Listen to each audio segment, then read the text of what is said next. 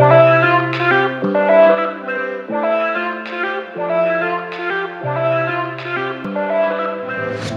haven't seen you in a long time. Almost been a year since you broke my heart and tore me apart.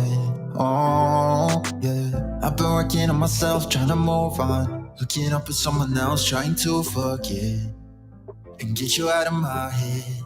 No, I deleted all your messages, cause it only reminds me of the past. But you're still drunk texting me when you're lonely. I don't know why you keep calling me on my phone. Thought I was clear, I'm not your friend, I'm not the only. You think I'm the same, but you don't even know me. So I don't know why you keep calling me. What makes you think I would go back? Why would I wanna try again? You're not listening. No, you keep saying you changed, but we both know people don't change. It's time to let me go. Why won't you leave me alone? I deleted all your messages, cause it only reminds me of the past. But you're still drunk texting me when you're lonely. I don't know why you keep calling me on my phone. Thought I was clear, I'm not your friend, I'm not the only. You think I'm the same, but you don't even know me. So I don't know why you keep calling me.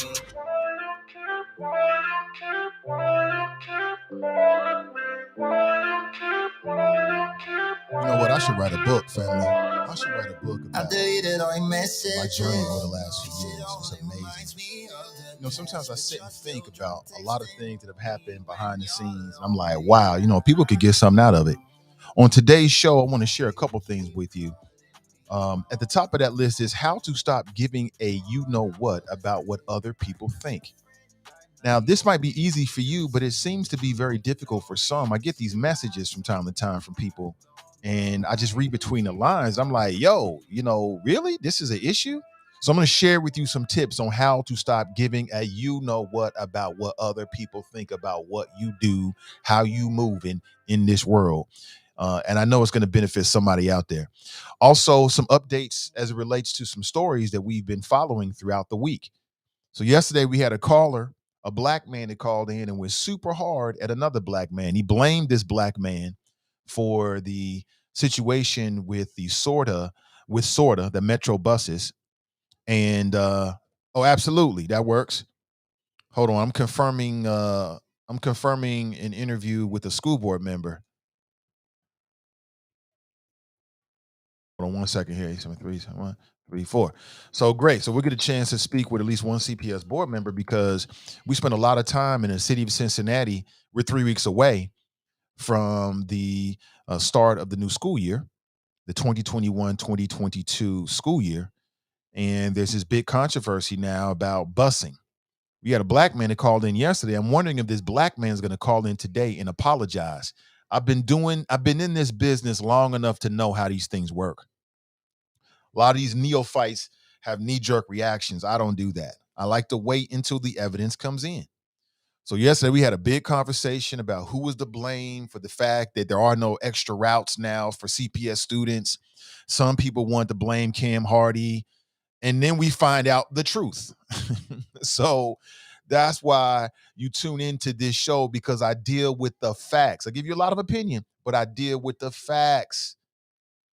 I save my I save I save my superpowers for when they're absolutely necessary, needed. So now we've got more insight as to why and what happened. I'll give you the details. My friends over at Cincinnati.com were all over this story. Props to them. We'll talk about this morning. Also, we've got Mike Morosky scheduled to give us a call at about 8:30 a.m. So we'll get the school board side of it as well. I did reach out to a member of SORTA, but I've yet to get a response. These mofos playing games. Nobody wants to talk. You know what I'm saying? They want the minions to talk. You're the leadership should be talking about this right now, but we'll get to it. We'll get to it. Good morning to you. Hope you got your green herbal tea. You know what I'm saying? Hope you got up early this morning and got your exercise in. It's a beautiful Friday.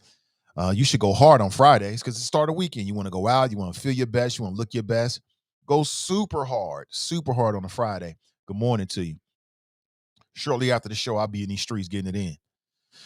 Also, I've read that, and I keep bringing this up again. It's my job to give my audience as much information as possible. But it's being reported that Ohio COVID cases now climbed to the highest number in 2 months.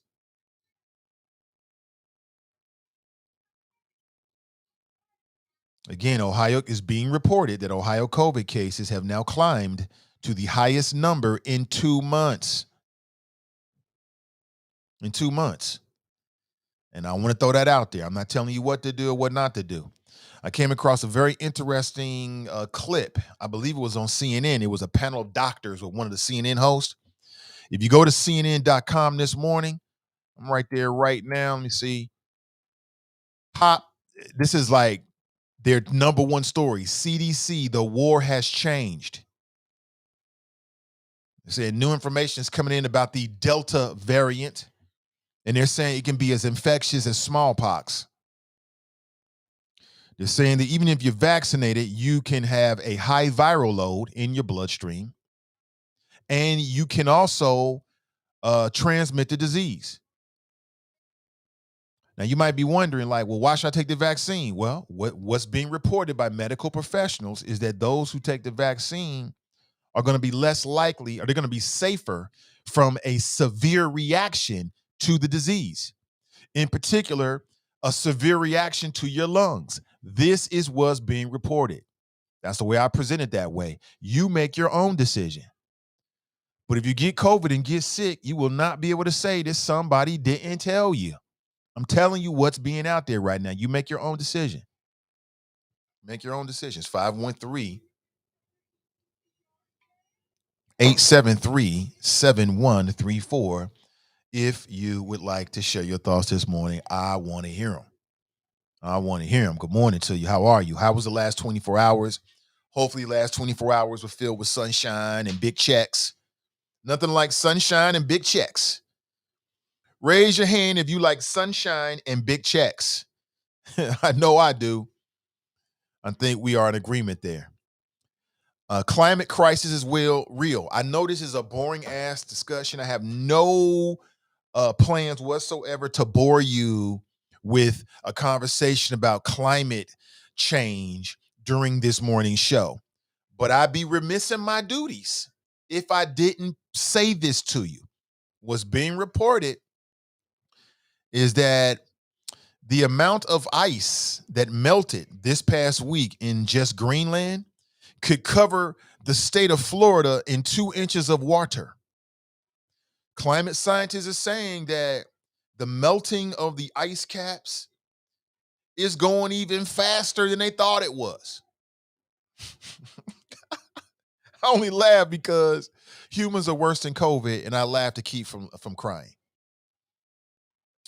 Greenland lost more than 8.5 billion tons of surface mass this past week, and 18.4 billion tons since Sunday. I'm just throwing it out there. I'm no meteorologist. I'm no climate scientist. I can't tell you that I completely understand all of this. I'm just telling you what is being reported. You do what you want to do with the information. You do what you want to do. I'm telling you, we effing up. There's an interesting sci-fi end of the world alien catastrophe kind of show right now. It's on Amazon Prime. It's called The Tomorrow War. The Tomorrow War. The dude that stars in it is he plays Star-Lord in the Guardians of the Galaxy Marvel franchise. You know what I'm talking about? I don't know the guy's name.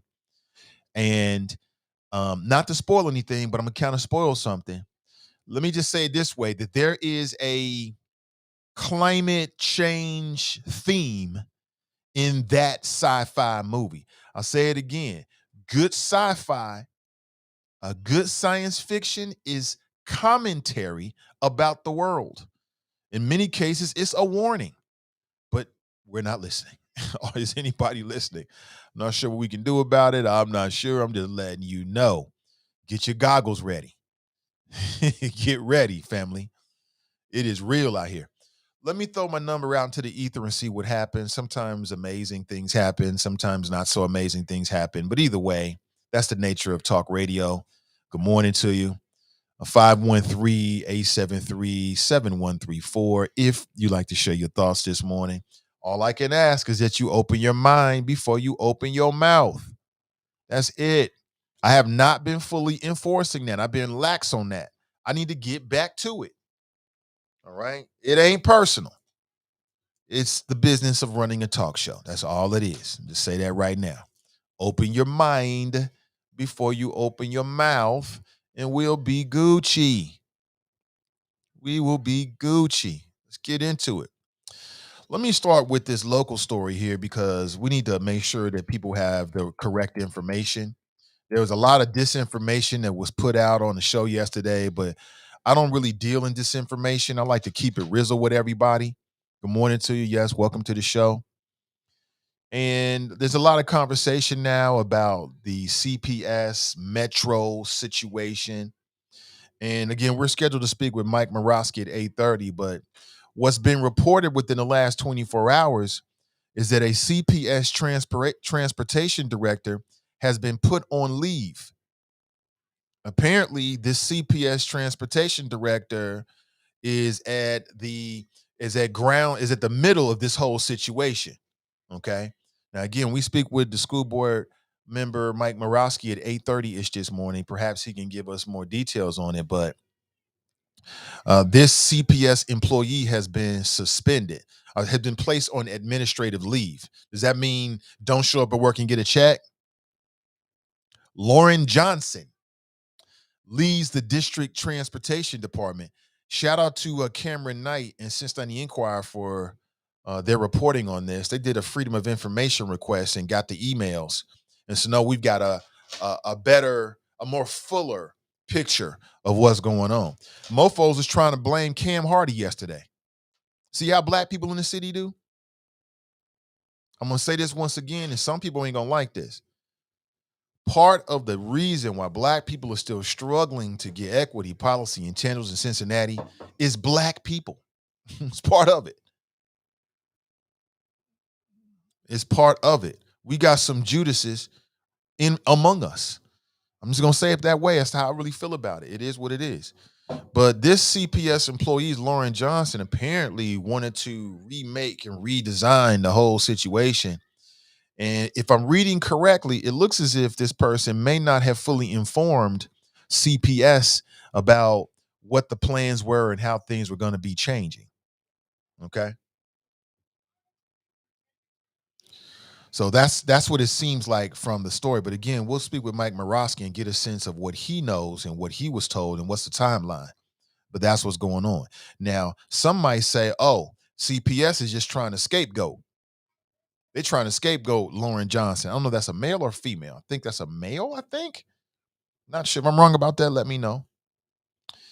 Quote, a director level CPS employee was making decisions without the involvement of senior administration or the board, as well as misrepresenting discussions with Sorta. That was a statement that was put out by Sorta. So Sorta's like, wait a minute now. Don't be pointing fingers at us. Don't be pointing fingers at us. That was a CPS problem. We'll find out, hopefully, and get a sense of what really, really, really went down. But I thought it was so interesting. We had a black man. He was all animated yesterday, called in, and he wanted to blame another black man. It's his fault. And I'm like, yo, pump the brakes, yo. Let's wait until we get more information. Yeah, that sounds like it could be logical, but again, I've been doing this business long enough to know that you don't always knee-jerk react and jump the first time a story comes out. You wait, you see how it develops. That's a word to the wise for people that might be stepping into this business. Just so you know, just letting you know. Yeah, I'm talking about fame. See, we got to be careful. Don't let your personal issues supersede common sense and logic. I don't do that. I keep it rizzle. So I just want to let you know. I just want to let you know that's what's being reported. That's the latest. That is the latest as it relates to this situation. And also, what I've read is now there's no turning back. There's not enough time for CPS and Sorta to work out the details for them to provide the extra routes. And I'll be honest with you, if what I'm reading is true, my question is, why hasn't Lauren Johnson been fired? Like this is not a small issue. This is a huge issue. There's a big difference when you have a school age child, a high schooler, and you're allowing them to get on a bus and it's just high schoolers and other students and it's the general public. It is not the same. We do not live in the same times. Parents are going to feel completely different about that because I know I would. I already had concerns about it. And our daughter is going to have to traverse these streets on the bus at some point. She does extracurricular activities. She might even have to go to school in the morning. And so the thought of her being in there with the regular public, it concerns me. I'll be honest with you. I was already concerned, but I felt a lot better knowing that it was just students. It seems like a more safer environment. You get the general public, you don't know what these mofos bank do. You ain't have no idea. I used to catch the bus all the time. I done seen all kind of shit on the bus. But it is what it is. We are where we are. I want to make sure I put that out there for you so you know what's going on. People was running with it yesterday. Oh yeah, this was because of the Better Bus Coalition. I'm like, do we have any evidence? Where's the facts? We don't need no evidence to just think about it. No, we always need facts. We always need facts. That's what spurs an opinion, right? At least with me anyway. So I want to put that out there so people know the latest of what's going on. And I'm going to save that conversation. We'll pick back up with Mike Morosky at about 8:30 a.m. ish. She's scheduled to give us a phone call. I reached out to Carolyn Jones. She did respond. I appreciate that. I know she can't stand my ass right now, and that's all Gucci. I'm okay with that because I don't give a fuck. I stopped giving a fuck a long time ago. I want to stop right there. I recently received a direct message from somebody. And it left me with the impression that this particular person is like really that struggles with they want to start a podcast, but they're struggling with the anxiety of whether it's going to be accepted or not. And it just seems so foreign to me. And I started thinking like, damn, this person needs to learn how to not give a F. I stopped giving a F about what other people think about what I'd say, think, or what I do, or how I'm dressed. I stopped caring about that a long time ago. I started thinking about it between yesterday's show and today. And I'm like, when exactly did I stop giving a damn? And I can't remember, to be honest with you. I can't pinpoint it. I wasn't like that in high school. When I was in high school, I wanted to be accepted like everybody else, so I cared. But it was somewhere between there and waif. It was somewhere between there and waif, where I just stopped giving a damn. I started doing me. And if people like it, people like it. If they agree, they agree. It didn't really matter to me anymore. And that's an easy thing for a person like me, I guess, at this point. But for folks out there that are struggling with it, I want to give you some tips. Because if you're going to step into the podcast live stream business, and I've heard this from people and it shocks me. I've like talked to people that's doing live streams now. I won't say no names. They know who they are. And they've complained to me about caring about what other people thinks and receiving messages. And it just seems so foreign to me. I'm like, really? Yo, that's the way human beings are made. Anytime you step on a stage, no matter how big it can be a soapbox. You open yourself up for criticism. Criticism is coming. You can't stop it. And if you're smart about it, you'll use it. Here's the formula I use. When I get critiques or criticisms or whatever, and I welcome them because that's how you get better, I ask myself two things.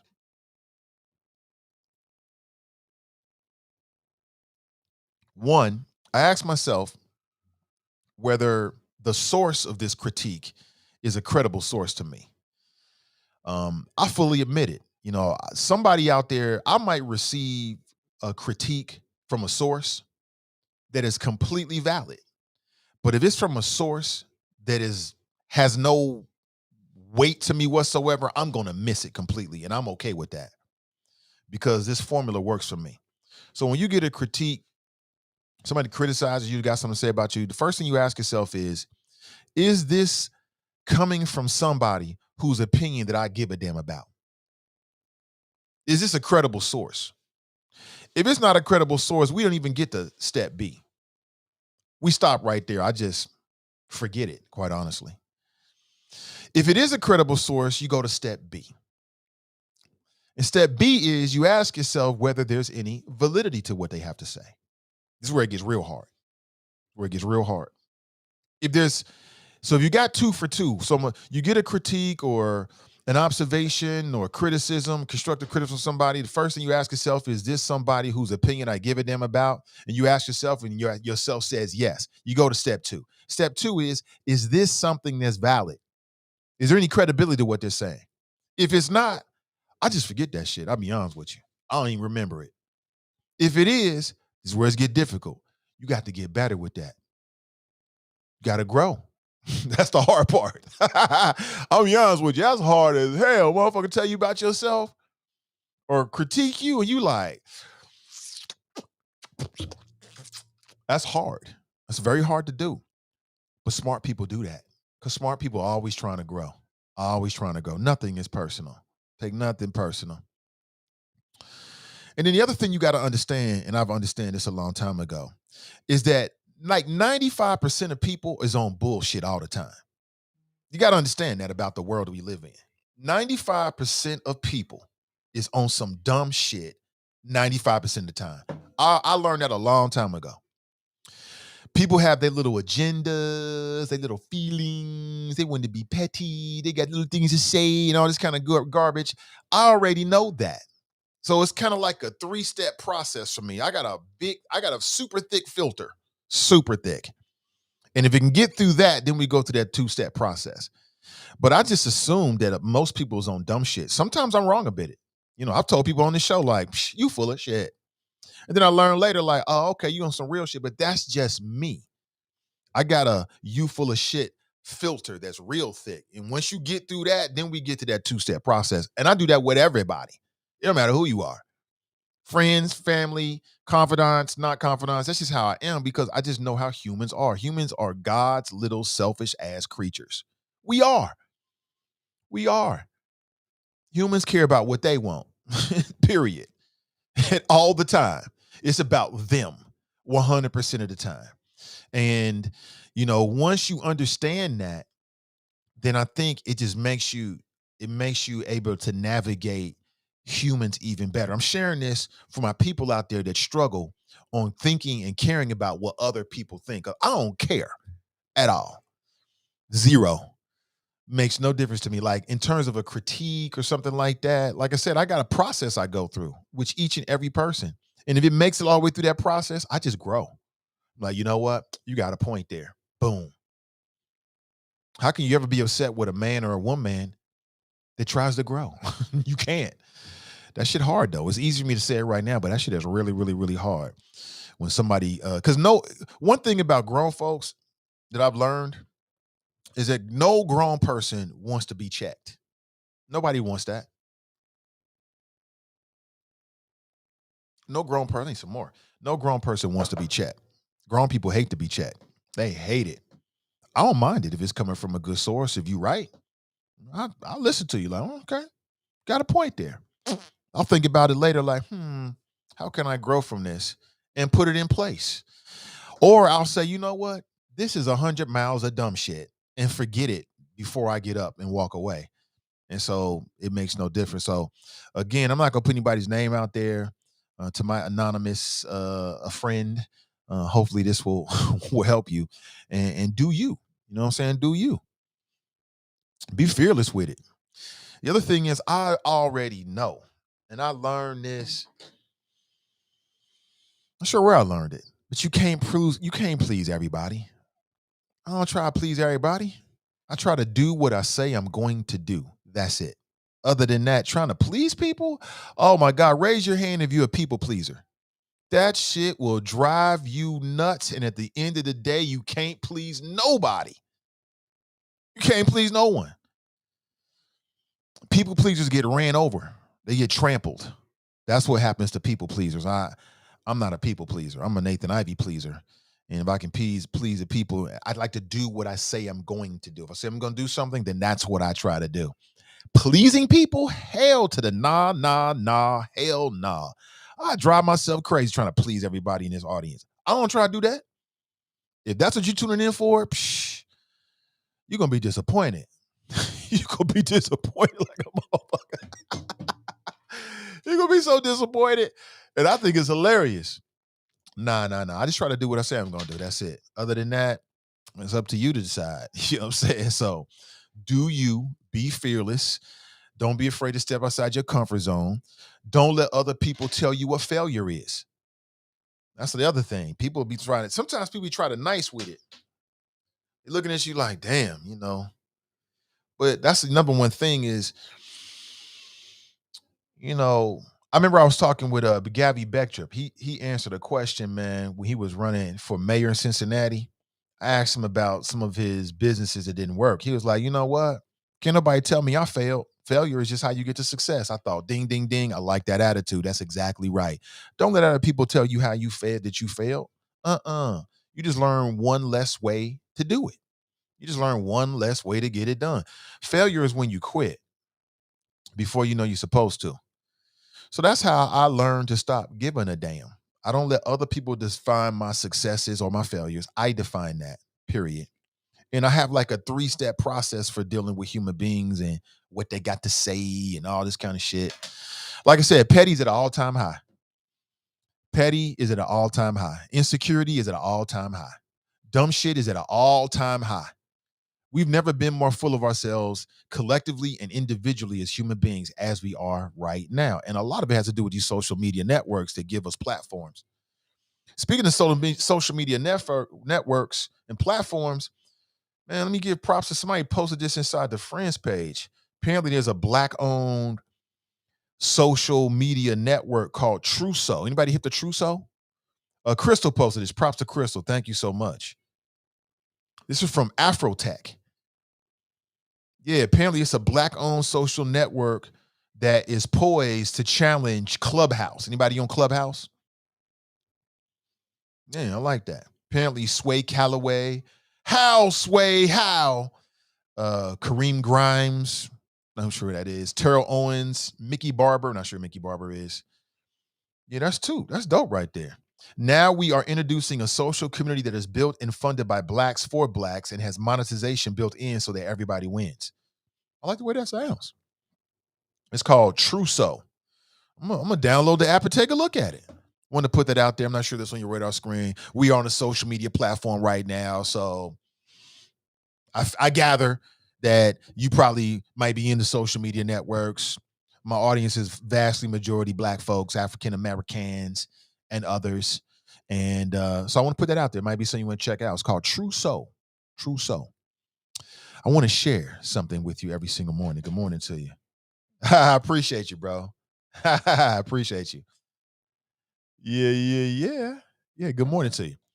All right, let me throw my number up. Well, I don't have to. The number is already there. But to my people that's on the audio stream, good morning to you. To my folks on TuneIn app, good morning to you. To my people on Spreaker, good morning to you this morning. Happy Friday to you. We don't pronounce the D here. Friday. You can pronounce the D. Happy Friday to you. Hopefully, you've got some big plans planned for the weekend. The voice of Black Cincinnati posted inside the Friends page as well. You might hear me say the Friends page. That's just a closed Facebook group where a lot of people post and listen to the show. I go there several times a day. I post there on a regular. It's a main conduit that I use on Facebook. I use it as much as I do my personal page, if not even more. And props to all the people that help that show, help populate it. Also, props to my patrons as we are on the cusp of another year of your patronage, another month of your patronage. I appreciate you so much.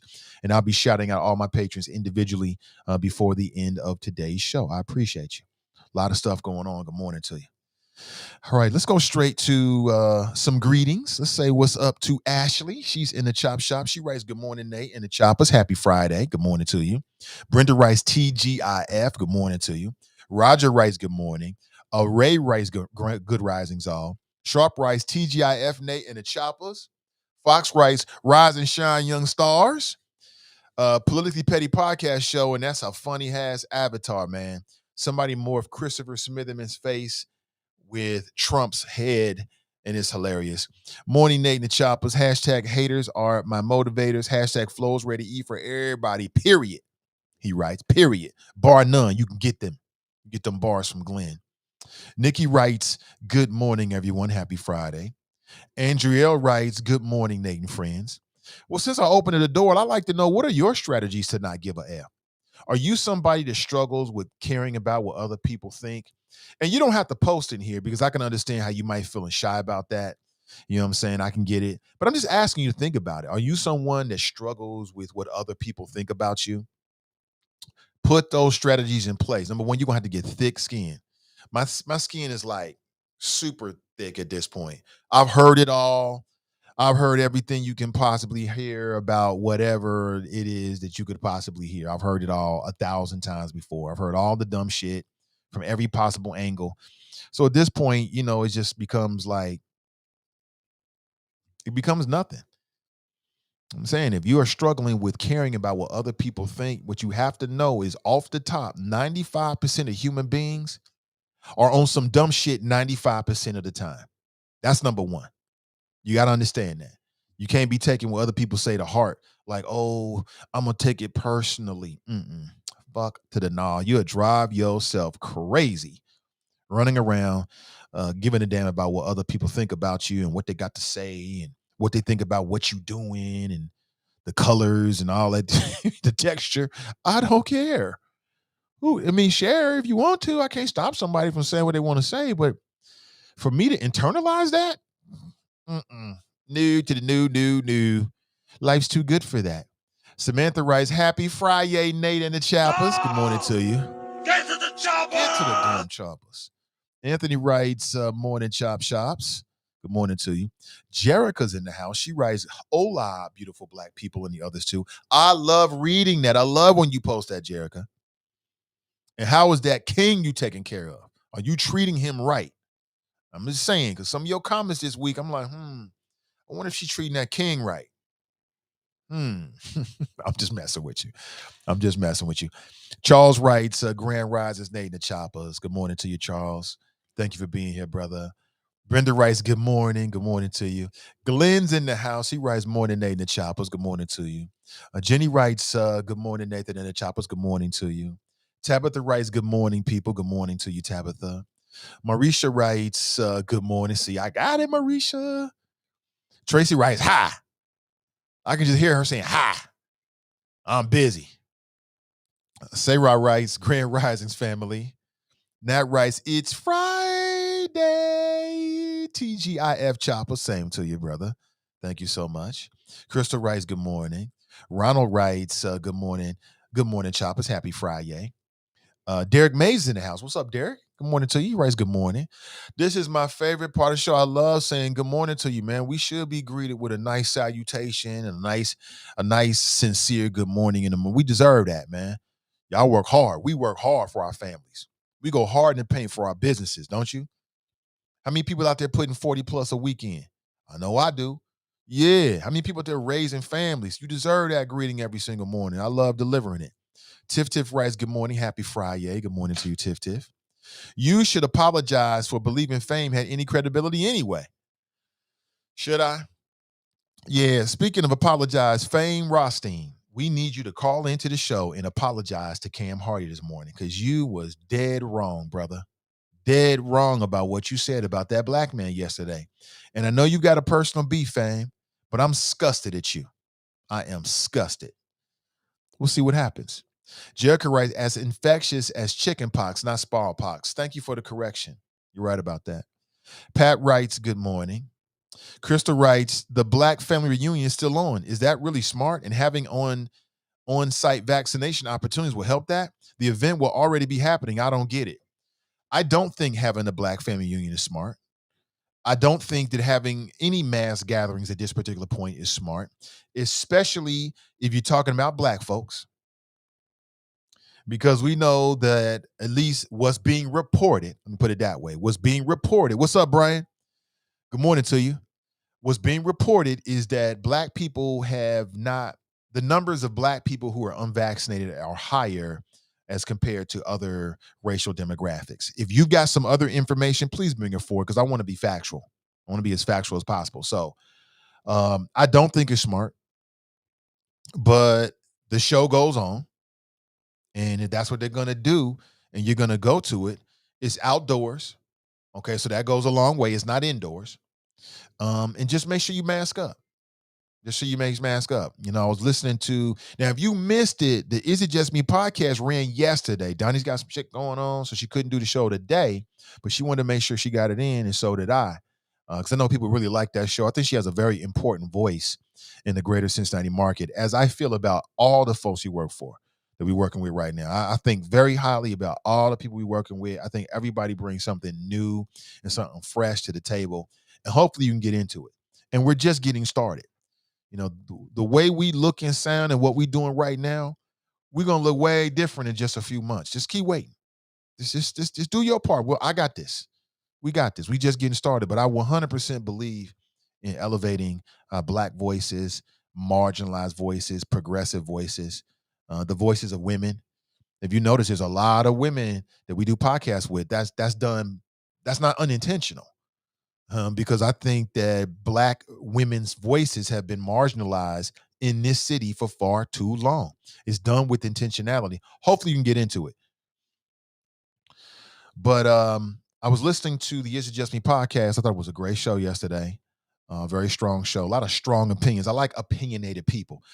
She ain't got to be right. I don't have to be right. Nobody's necessarily right, but it gives you something to bounce your thoughts off of. You know what I'm saying? And we need that.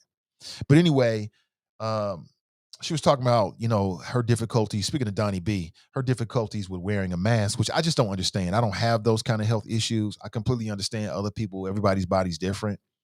But I would say, man, is get yourself a mask, mask it up. And if you're gonna go out, if you're gonna be touching a lot of stuff, make sure you washing your hands and things like that. I mean, just real basic shit. I'm not saying don't go to the Black Friend Reunion, because if they're gonna do it, I support them. If they're gonna do it, I support the Black Friend Reunion. I support them. I hope it's a great event. But this COVID shit, man, we are not gonna beat it if we keep acting like it's not here.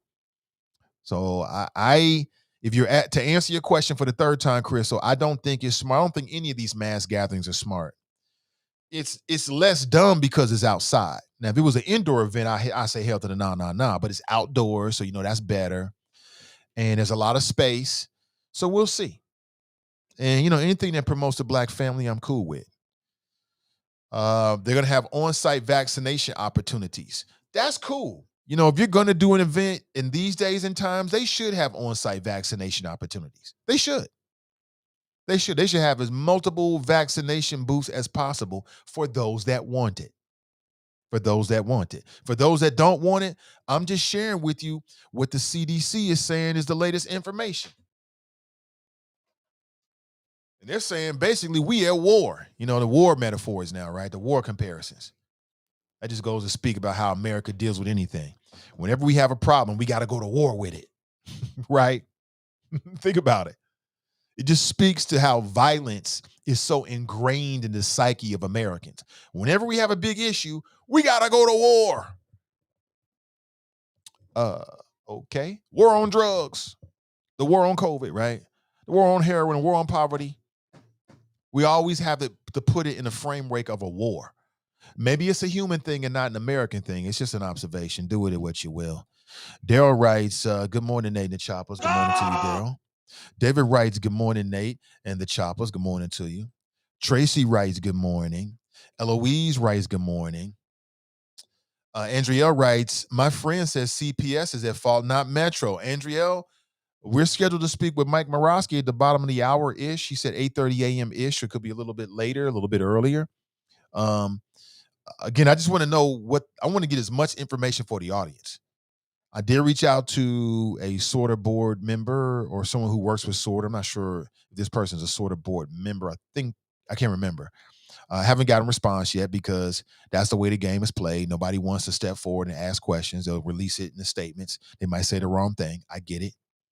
But what's being reported by the folks over at Cincinnati Enquirer, some good reporting, is that you had a transportation director that was making decisions. It looks like, again, here's the way that I'm interpreting the story, because I don't have any inside information. But the way that I'm interpreting the story is that a CPS employee director named Lauren Johnson, who leads LOREN, who leads the district transportation department, The way the story is the way that I'm interpreting the story was just making these decisions by themselves. Now, is Lauren Johnson being thrown under the bus? Because people will do that. You know what I'm saying? Nothing helps a controversy more than scapegoats. Have you ever been scapegoated before? 513-873-7134. Or this could be true. From what I'm reading from Cincinnati.com, matter of fact, let me just share the link with you. You can check it out for yourself because you might have missed it. The way this story reads is that apparently Lauren Johnson, was brought here to make big changes and decided that they was going to make this change and thought it was going to be for the betterment of the entire system. And this was outside of the knowledge of CPS leadership and the board leadership. That's the way the story is being written. And now, is that the truth? I don't know. If that's the truth, that's the truth. I don't know. But that's what's coming out right now. At this point, from what I'm reading, we are too close to the start of school for sorta to change it. So maybe next year, or they'll make some adjustments throughout the school year. But again, this is definitely a concern for parents. This is definitely a concern for parents. And if what I'm reading is true about this employee, Lauren Johnson, it'll be interesting to see the level of discipline that CPS gives to them. Because, we all know that CPS has had a lot of people behaving badly. I mean, hell, some might even say that CPS employees behaving badly had a link to a young boy's suicide. They still got jobs. So it'll be interesting to see what happens with Lauren Johnson if, in fact, all this is true. Maybe nothing, maybe everything. I don't know. What would you say? You tell me. 513-873-7134. So if you just tuned in, I started the show sharing some tips on how to not give a damn about what other people think. I didn't think that this was something that was all that necessary until I got a message. I started thinking about it like, yo, you really caught up with that? I'll say it again, man. If you let other people and what they think rule your life, you'll never make a move in your life. You'll never do anything. And sometimes it's good intention. Like sometimes people have good intentions and it's like, but it has a bad impact. So, hopefully that'll hit the right ear this morning and you can live your best life. Go out there and be your best. Be as excellent as you possibly can. That's what I want for all the people in my audience. Do you. Andrea writes, I think I read that. Anthony says froze. I'm not sure what froze. Sister Iris writes, good morning, great people. Brent writes, good morning, Nate and the Choppers, checking in from Dallas, Texas. Good morning to you. Bunky writes, what's up, Nate and the Choppers? Good morning to the Biden sexuals, a.k.a. Vax the Blacks. That's hilarious. Black CNN Gratian. Black C9 Gratian. I'm not sure what you're trying to say there. Deshauna writes, good morning, Nathan and all. Good morning to you. Joe's in the house. He writes, grand risings, Nate and the Choppers. You see, Maurice writes, glorious resurrection to all. Anthony writes, to me, it all falls back on CPS. Once I got put in charge of personnel in the military, told by other supervisors to trust my men, but to also verify. You don't wait until 3 to 4 weeks to check that you have all your ducks in a row for the kids. Yeah, again, read that article. The way the article reads to me, it reads as if Lauren Johnson was making these decisions directly with sorta outside of the knowledge of the school board and outside of the knowledge of CPS leadership. Now, do you believe that? I don't know. You tell me. But that's the way that story reads. Read it and tell me what you think if you can. Bunky writes, if y'all would have voted for Karen with the green hair for CPS school board, CPS wouldn't be having these issues. Karen with the green hair? You talking about her name starts with an M.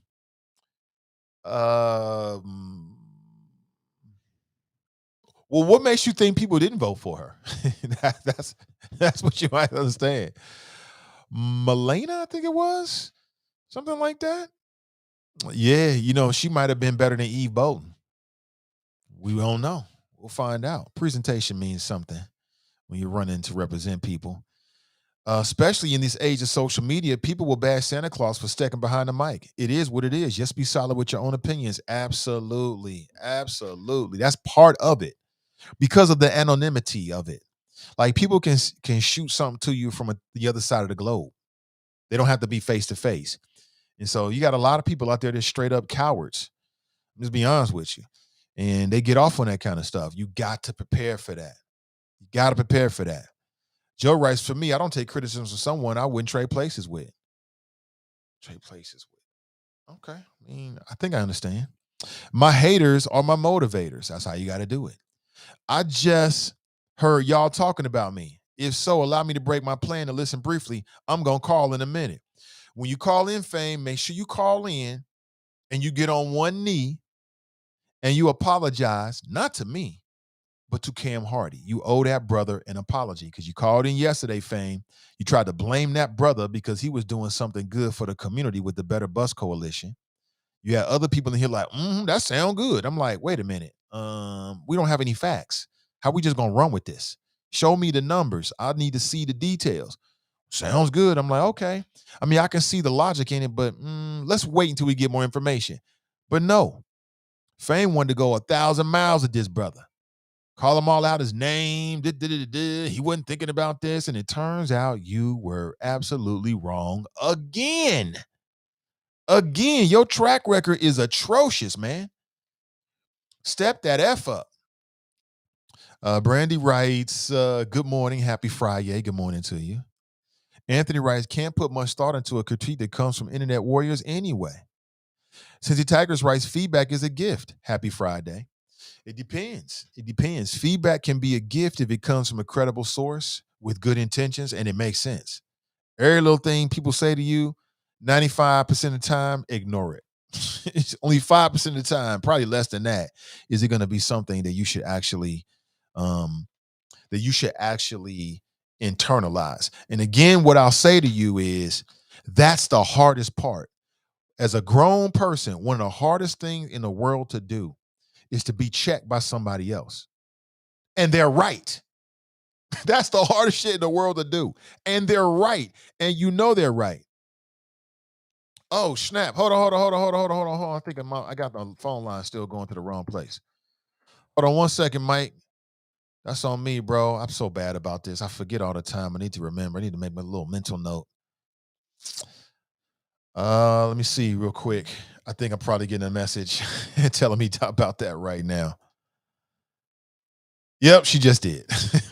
So let me change that right now.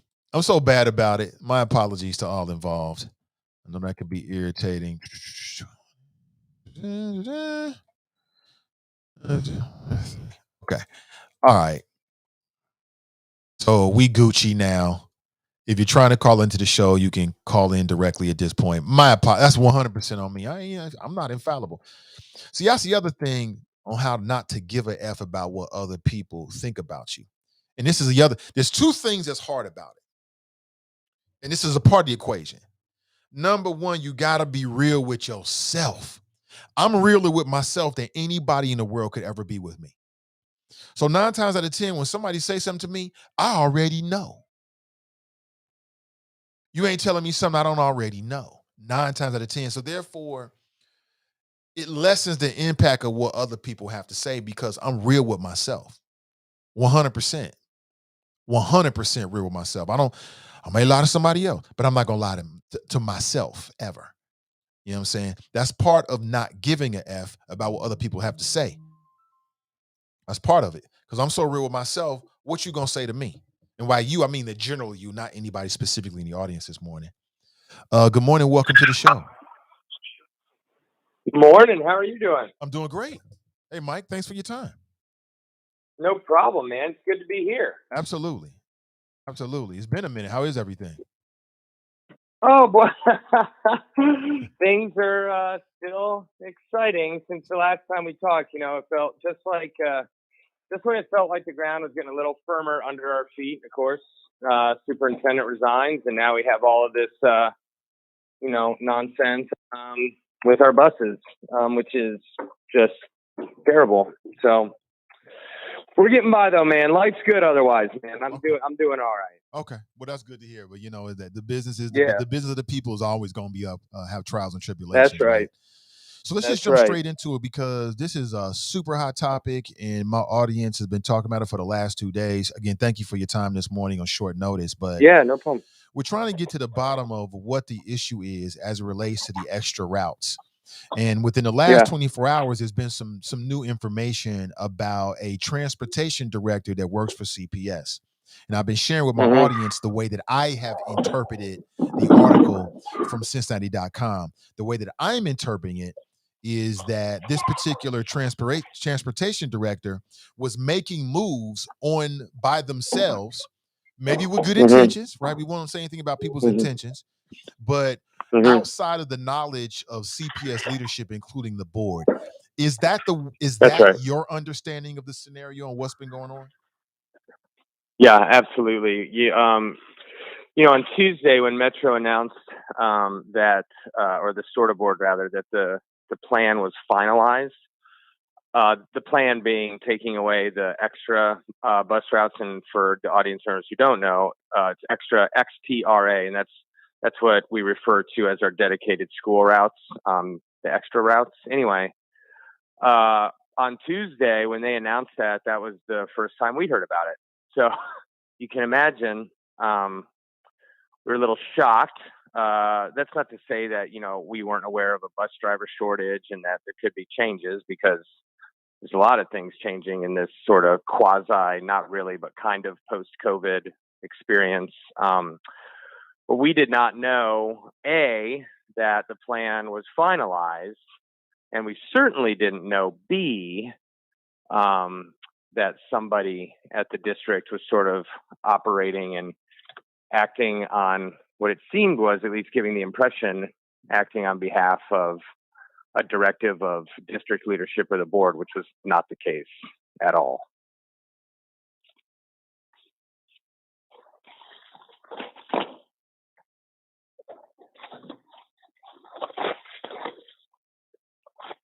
Yeah, to my knowledge, absolutely. I mean, it would appear that the only person in the leadership, so that would be interim superintendent Tiane Amat's sort of performance leadership team, of which Director Johnson of Transportation is a part. It would appear that he was the only one who knew about this. Now, in the email that was published in the Inquirer from Director Johnson to the CEO of Metro, Daryl Haley, he made reference in one of the emails to briefing his staff. So maybe people in his staff knew, but I don't know. But as far as people in the sort of upper echelons of leadership, Director Johnson was the only person who knew about it. Okay, Director Johnson. Okay. Somebody wants to know, why Yep. didn't the board know about it? Do they just let everyone in CPS do what they want with no oversight? I am curious, what's that process? Is this like how things work between the board and CPS? It's a good question. It's a valid question, and I appreciate the question as well. No, I mean there's certainly oversight. Our direct reports are the treasurer and the CEO of the district or superintendent. Everyone else then reports to them, and we get reports periodically as needed. And the reports tend to come out in committee meetings, and so for transportation, those reports are reported consistently in Finance Committee, which is chaired by my colleague Eve Bolton.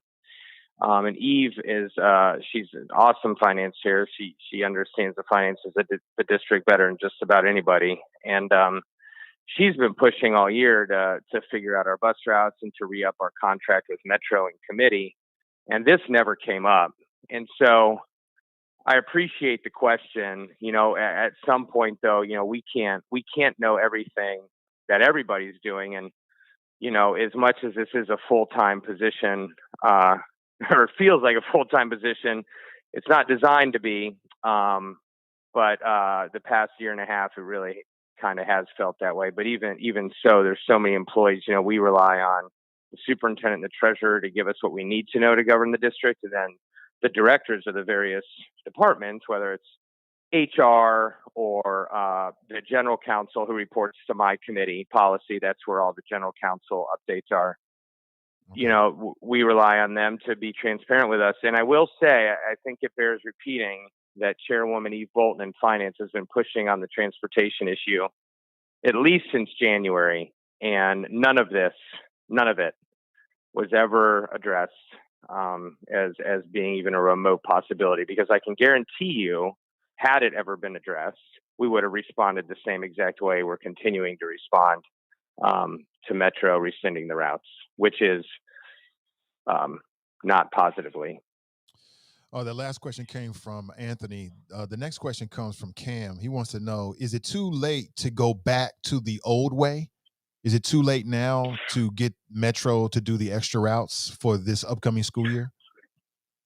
That's the question I want to know, Cam. And, you know, that's a question that I feel, you know, we need to meet, you know, as a board. You know, it'd be, you know, nice to maybe even meet with SORTA. You know, this is the type of decision that needed to happen with robust community engagement and a lot of public meetings. A discussion like this, as I said in some news article, I don't remember which one, you know, something like this, if it is to happen, okay, fine. Let's say it has to happen. We need at least a year's notice for our families, not 3 weeks, particularly after the trauma our families have experienced the past year and a half. That being said, this is the question that I want answered. If you are to go on Metro's statements in the Inquirer article yesterday, the answer seems very clearly no. I don't accept that answer. I would like to see if there are other options. If there are, I'd love to talk about them. If there are not other options, then you know, we need to figure out something that is less traumatic and stressful on our families. You know, I hear that there is a driver shortage. I know that there is a driver shortage. My father worked in trucking for 50 years. It's a world that I grew up in and I pay attention to. And right now, all trucking fleets are having issues. All busing fleets are having issues, CDL, whatever it might be. So I respect that. But then you start hearing that, well, maybe it isn't a driver shortage, and maybe they're being cut to save other routes or to put in new routes that were promised with the levy. I don't know, but this is the problem. I would love to be able to answer this question with a little more confidence, but we have been largely left, and actually it appears kept in the dark, which is worse, regarding this. But I can tell you that I cannot accept giving our families at this point 2.5 weeks notice that their child's transportation is completely upended. And maybe for some kids, maybe it'll be more direct. I don't know. I know for some families have reached out. They're like, we plotted this out. It's going to be 2 hours for my kid to get to school and transferring twice. It's too much. Got a question from JD. She wants to know, is CPS considering paying for yellow bus service for 7 through 12 graders? So it seems like a good option. The issue is First Student, who's our largest yellow bus provider, has similar shortages as everybody else. You know, we contract outside Metro for the younger students. I think everybody's probably aware. You know, First Student is the big dog in the room. And then after First Student, we have UTS, Queen City Transit, and some smaller firms that help us out. But as of now, I don't believe that is feasible, unfortunately. The other thing that's not feasible, and I know no one asked this, but they may be thinking it. So I get asked it a lot, especially in the past 2 days. But the other thing that's not feasible, which is unfortunate, is having our own fleet. That would be the ideal, but we don't have that kind of funding. You know, like a Mason, for example, has their own fleet. That would be awesome, but we don't, and so we have to rely, you know, on vendors to provide the service for us, which makes things complicated when you have an issue like a driver shortage or something like that. Mm. Any idea on how many students are going to be affected by this? Because from that Cincinnati.com article yesterday, what I got from it was that they, and maybe they were putting this out as sort of like putting out fires, is that there is a significant percentage of CPS students who are already using, the metro routes that are not the extra routes. So any idea of how Yeah, many students are going to be students and families are going to be affected by this? about 6,000. Um, and I would just like to uh, help clear the record a little bit. There's not a significant amount of students using the regular routes. There are students using the regular routes. SCPA actually is the one school that doesn't have dedicated routes. So they've kind of gotten used to this for some time. But outside SCPA, the rest of the schools have their dedicated routes. So it's about 6,000 students. And of note, and I don't know that everybody knows this, and it's never been well publicized, but in it, with the extra routes, regular bus riders who aren't CPS students can also ride them. Now, granted, most people didn't. When you see a bus like 70, 80 teenagers, you're like, yeah, I'll just wait for the next one. So people have been allowed to ride these routes. It's not like we're taking buses away from the public. That's federal law. We wouldn't be allowed to do that. Okay. So yeah, but anyway, I always like to throw that out there. I don't know that that's ever been well publicized. So, but yeah, 6,000 kids. Okay. Yeah, I'm glad you did, because I don't think it has been put out there enough. I mean, the impression I got is Mm-mm. that these buses were just for CPS students and the general public couldn't get Mm-hmm. on them at all. Yeah, no, anybody could ride them. But again, the likelihood of hopping on a bus on a Friday afternoon with a Right. bunch of 80 kids that are happy to be out of school is probably not desirable for Right, most. right. So Yeah, what are the next steps? I know there's a big community meeting sometime in early August, but from a board yeah, standpoint, what are you guys going to do? What is the yeah. next steps on this issue? Um, so yeah, the SORTA has their board meeting August 5th, and we have our next full board meeting on August 9th. I wish I could answer, as you know, I am always transparent with you and tell you like it is, and tell you what I know. But it'd be hard for me to really answer that question because I haven't spoken with my colleagues since this story broke yesterday. Since Director Johnson was put on leave, and so I don't want to necessarily say what we're going to do. What I personally, as a board member, would like to see happen is that we get together and discuss options. We've made it clear to, and by we I mean us, 7 board members, certainly the administration. Um, but then, also sorta, and the folks at Metro, they are our partners. They do great work for us. I got nothing but love for Metro.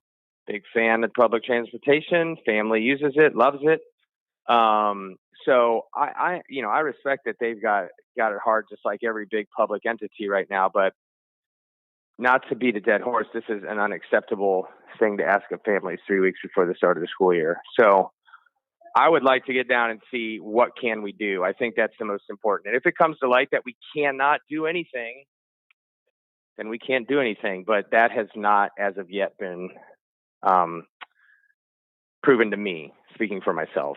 Okay. So, Speaking with Mike Morosky, he's a member of the Cincinnati Public School Board, and with us this morning talking about some school board related issues.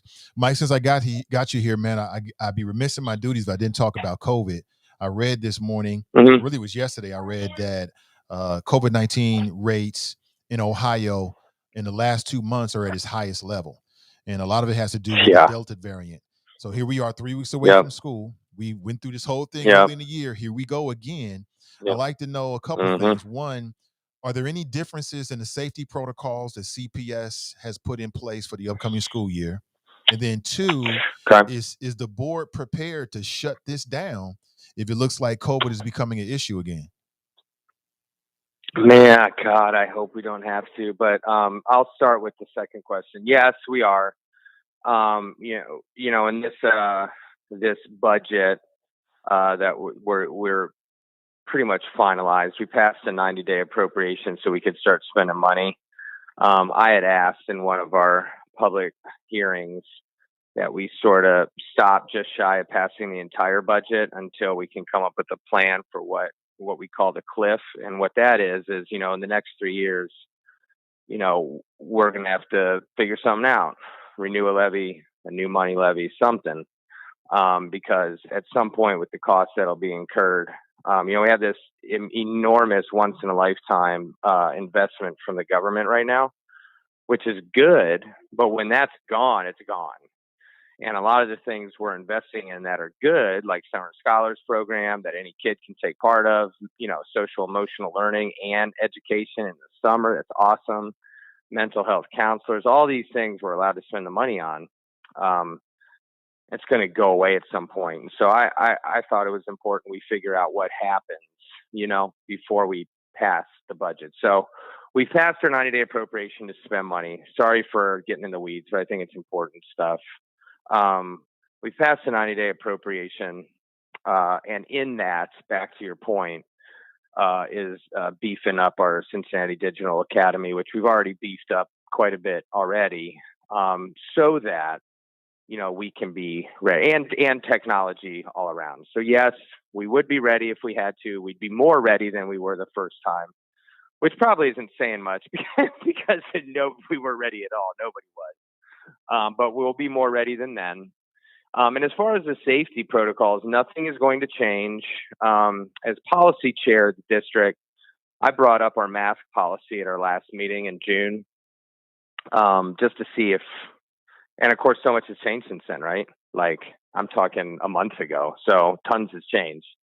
But I brought up the mask policy to see, if there was an appetite to amend it, rescind it, whatever. And that time, the health professionals we take our lead from, who advise us, Cincinnati Health Department and Children's primarily, suggested to us through our administration that that's not a good idea, just leave the masks. And we're like, okay, we'll leave the masks. And I put it on the full board agenda to give everyone else a chance to chat it up and see what they thought. And everyone said, no, let's just leave the masks. So that's pretty much, I think the masks have kind of become the focal point of this whole thing. But CPS is not taking away the mask policy. You'll have to wear your mask. All the other things that we did. The social distance isn't 6 feet anymore, as I think everyone knows, because we'll have everybody in school for 5 days.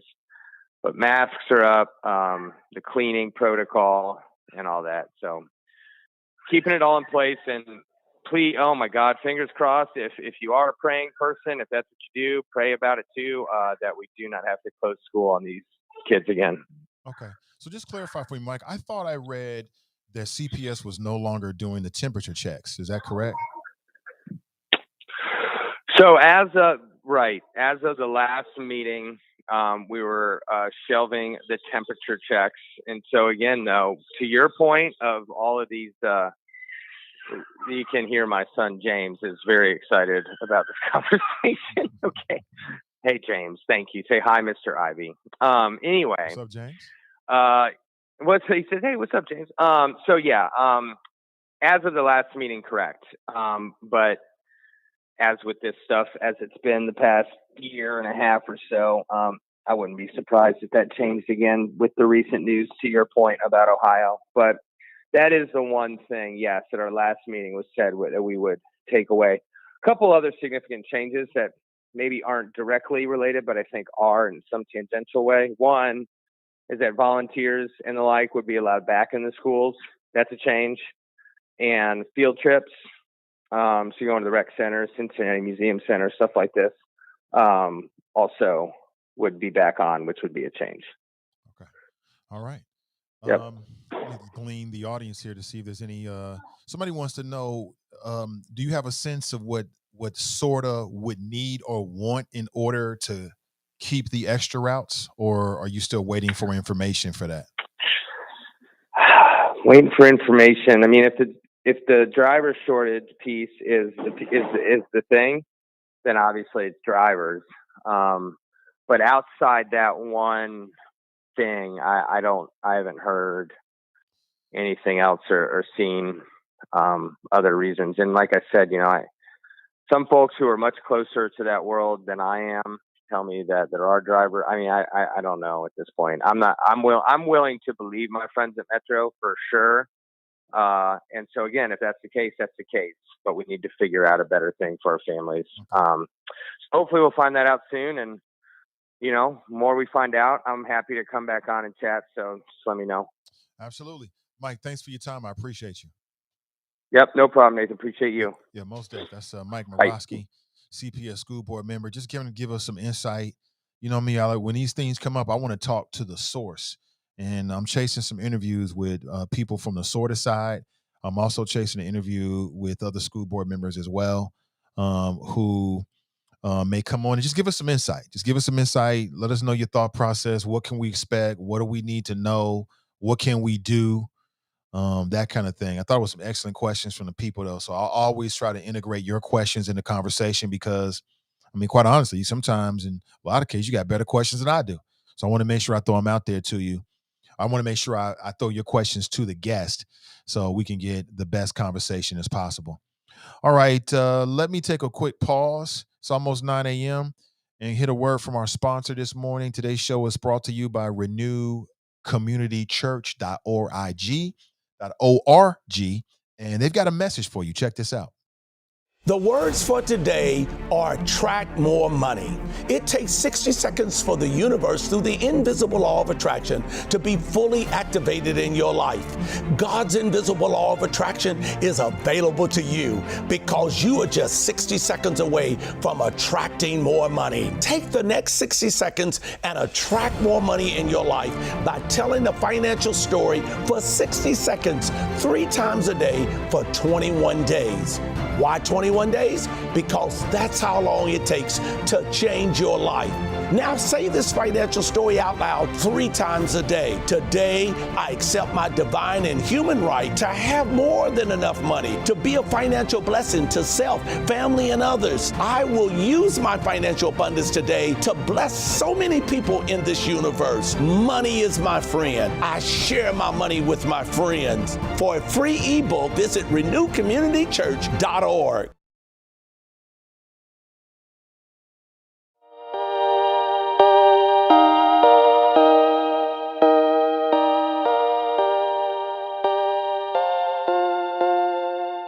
I'm way up on the coke and rum. You stay up, hoping I'll come home. Don't wait up, cause I'm way too gone. Don't wait up, wait up. I'm way up on the coke and rum. You stay up, hoping I'll come home. Don't wait up, cause I'm way too gone. Don't wait up, wait up. Tonight I'm in it for the big fun. This time I'm bringing up the big guns. Bang bang, they wonder can I get some? What I got's for everyone. Yeah, sit down and get to know the sofa. Stand up when shit is taking over. Come here if you was getting sober. What I got's for everyone. Yeah. In the bathroom, in the kitchen, on the balcony is where you'll find me. A galaxy away from my hometown. I'm way up on the coke and rum. You stay up, hoping I'll come home. Don't wait up, cause I'm way too gone. Don't wait up, wait up. I'm way up on the coke and rum. You stay up, hoping I'll come home. Don't wait up, cause I'm way too gone. Don't wait up, wait up. Turn it up, yeah, yeah. Cause this song is such a classic. Turn it up, yeah, yeah, yeah, yeah, yeah, yeah, yeah. Right now, I don't know what my name is. Blah, blah, I don't remember when I say shit. Calm down, don't fight me for the next hit. Got enough for everyone. Take a blow, have another one. Take it slow, can you save me some? On the floor, end up when we're done. Yeah, it's a lot for everyone. In the bathroom, in the kitchen, on the balcony is where you'll find me. A galaxy away from my hometown. I'm way up on the coke and rum. You stay up, hoping I'll come. All right, quick break, everybody. Welcome back. Nathan Ivey with you. It's the Nathan Ivey Show. One man, one microphone, one mission. Good morning. We just got a chance to speak with Mike Morosky from the school board. And tell me your impressions of what he had to say. People's chat is coming in quick this morning. I wanted to make sure that we got a chance to talk with some people that were closer to the source of the story than I am or you are. And Fame, I know you out there, bro. The line is open. You need to call in today and apologize to that brother, Cam Hardy, for what you said about him yesterday. And it might be tough for you, but that is the real man. A real man would do that. That is the manly thing to do. So the phone line is open for you, brother. There it is right there to call in and apologize to him. Because it seems as if, not it seems, you was dead wrong. Period. Good morning to you. Let me see. Daryl writes, bottom line, get you and your children vaccinated. That's what he says. Oh, that shit is so real, man. Here we go again. I don't understand. I could have probed him deeper, but he had things going on. But I don't understand why stop taking the temperature. I don't get it. It seems like a first line defense to see if somebody is infected. But I'm sure it takes a lot of manpower. Glenn writes, you're assuming that Fame is a real man. He is a real man. I would never doubt that black man's manhood. I'm just saying, when you wrong, say you wrong and admit it. And you was dead wrong trying to spread propaganda about that brother. And I tried to tell you. Clayton writes, maybe you can get Melanie Bates back on here. You got jokes, Clayton. Clayton's got jokes. You know what? I would have Melanie back on. I think I did reach out. Yeah, I did reach out to her after her infamous appearance on the show. But I would have no problem with it. And we don't have to go over the old shit. I mean, what's done is done. We'll pick that up right before the election again because I got all the tapes. And like I keep telling you, they're going to come right back out like a month and a half before the election. They're going to be circulating because people need to know.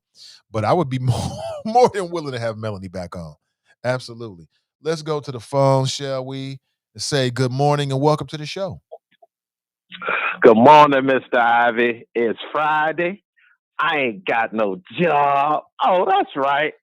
I'm retired, and I'm walking while retired. This is your number one stunner, your West Side connection from the People's Republic, Drop Squad 52, also known as the Black Not Democrat. How you doing, sir? What a hell of an intro, man. It's just something about your calls that always brings a smile to my face. I'm doing well, brother.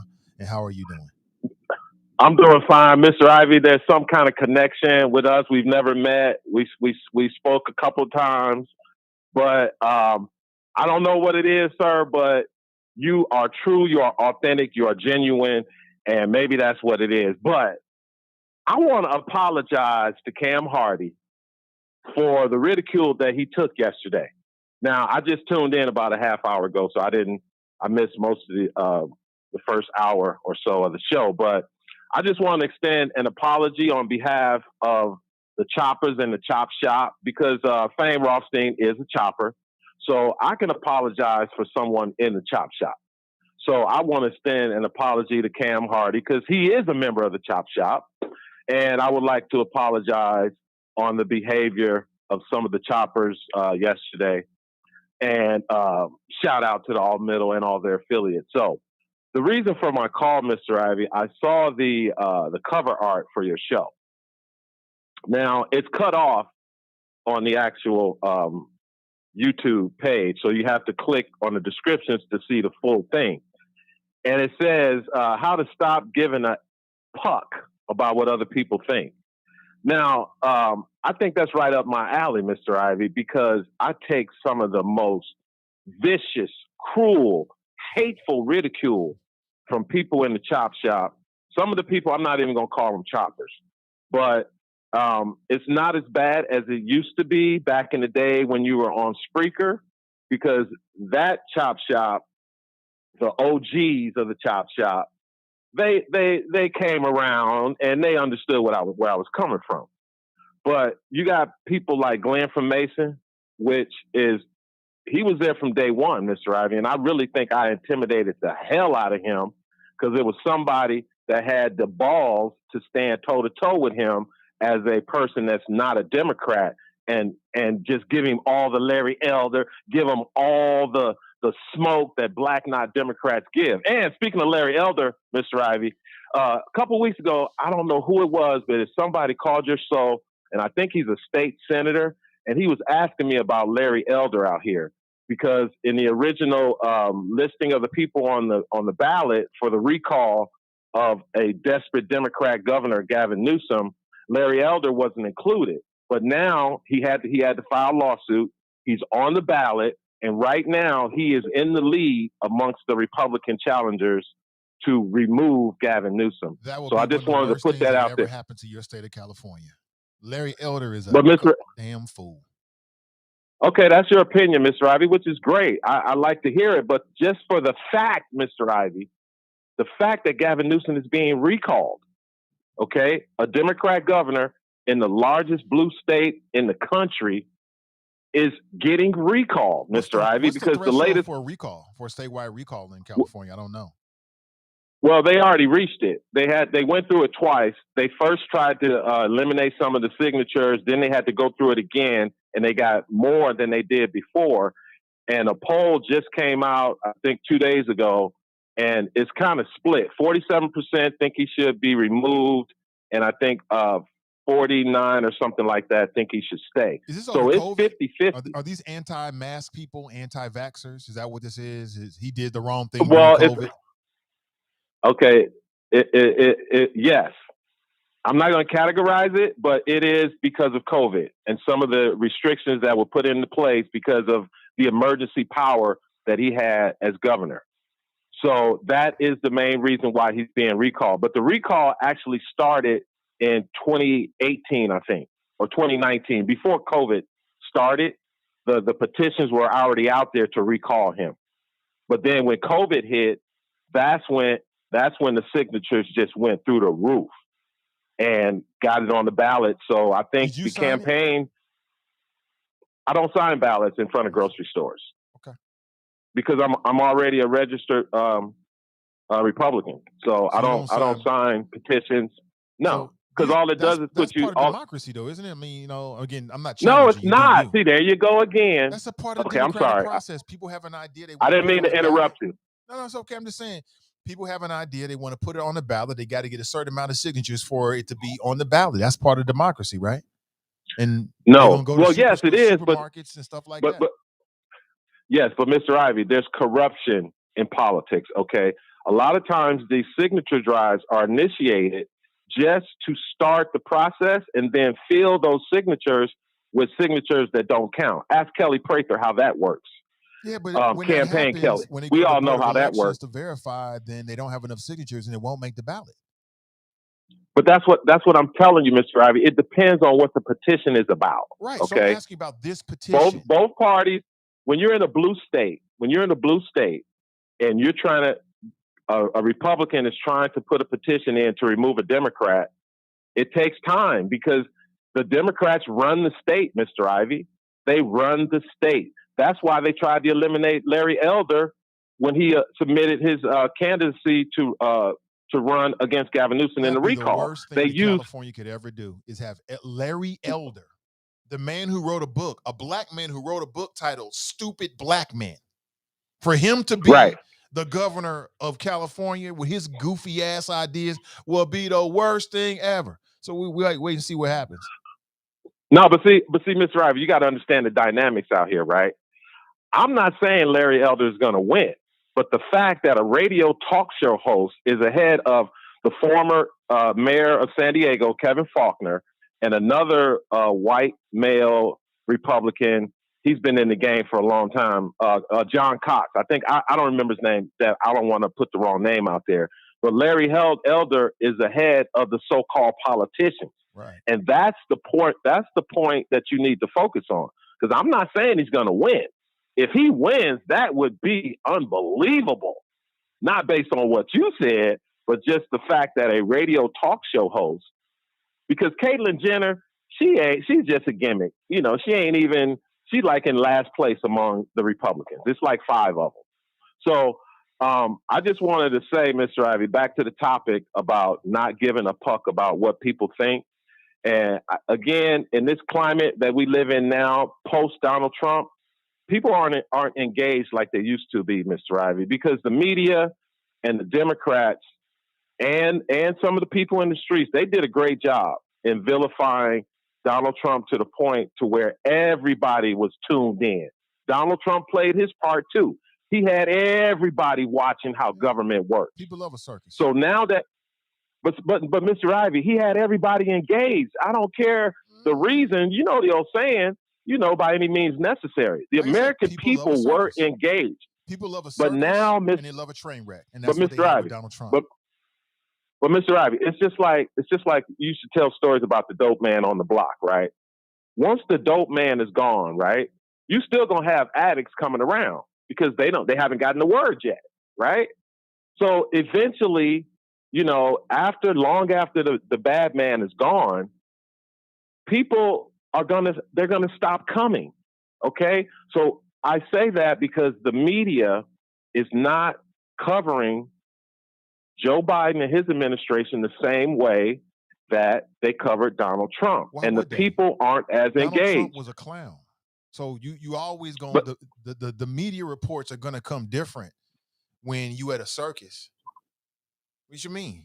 Okay, but Mr. Ivey, some of the same elephants and clowns are still in the circus. The ringmaster is gone. Yeah.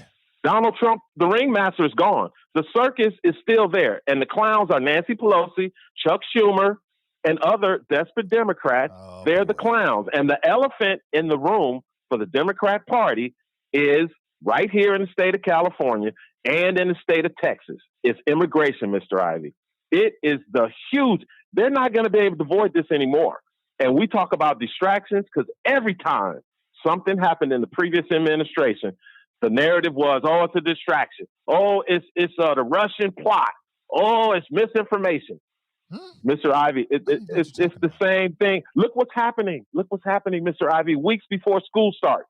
Do you think it's a coincidence that all this is happening now, Mr. Ivey? All this? What do you mean? Are you serious? All this? What are you talking about? Okay. Did you hear about the leaked memo, internal documents from the CDC? I did. That the Washington Post. Okay.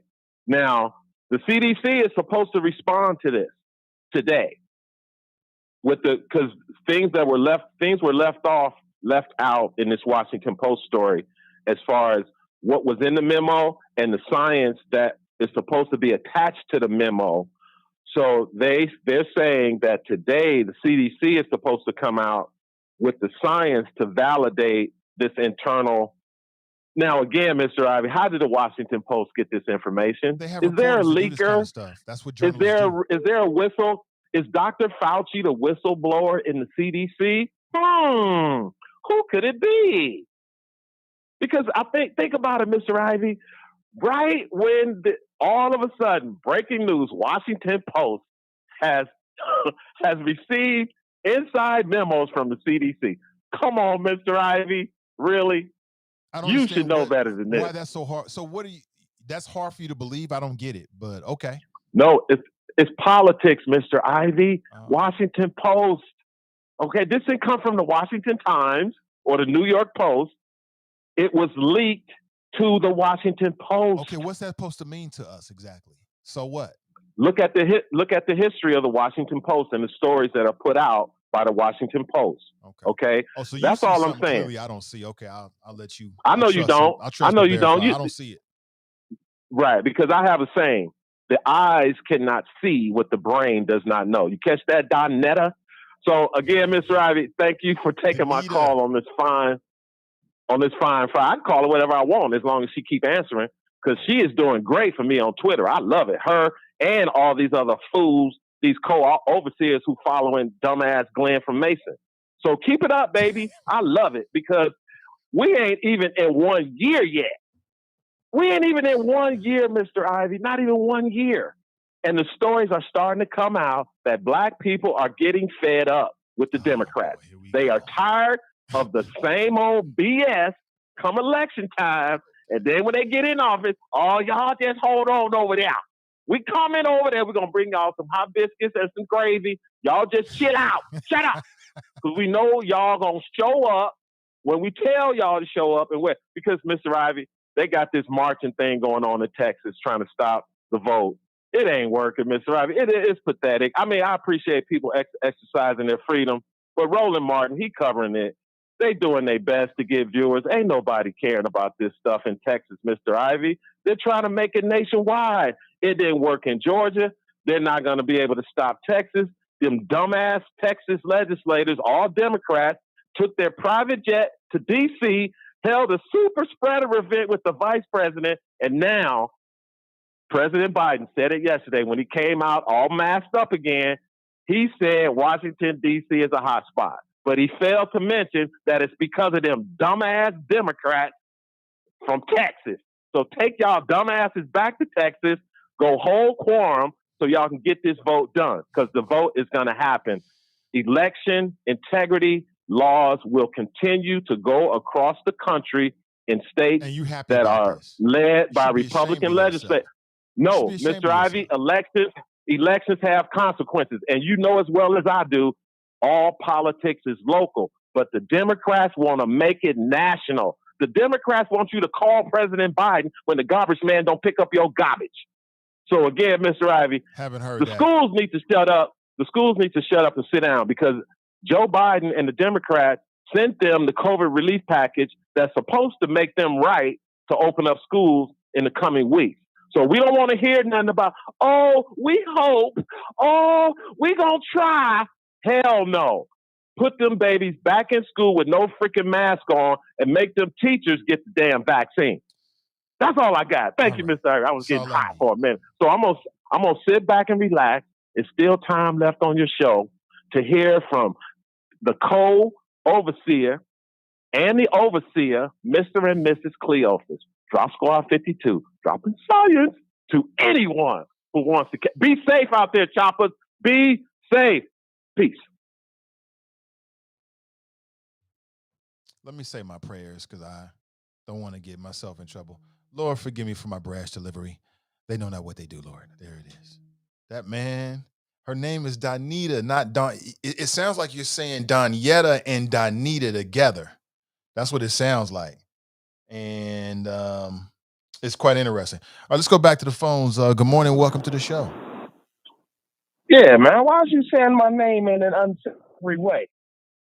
Because I want to give you a chance to come clean, I got people. I'm giving you a chance to be a man this morning. You gonna take it?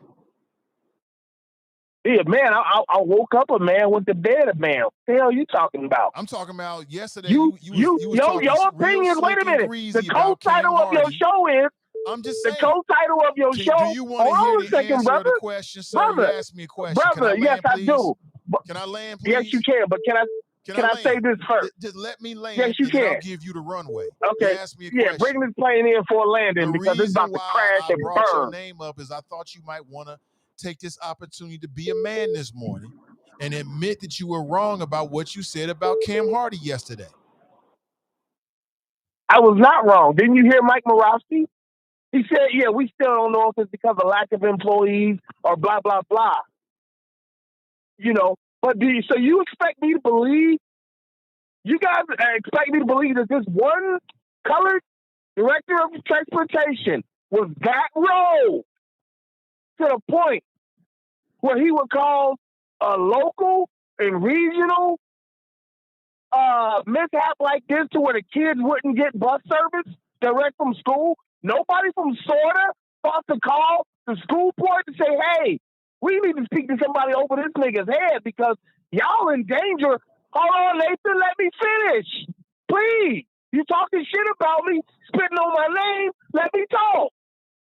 You didn't think that nobody from SORTA had the balls, the wherewithal to say, we got to go over Lauren's head here because your school district's in danger of not getting transportation because of the dumb shit this nigga talking.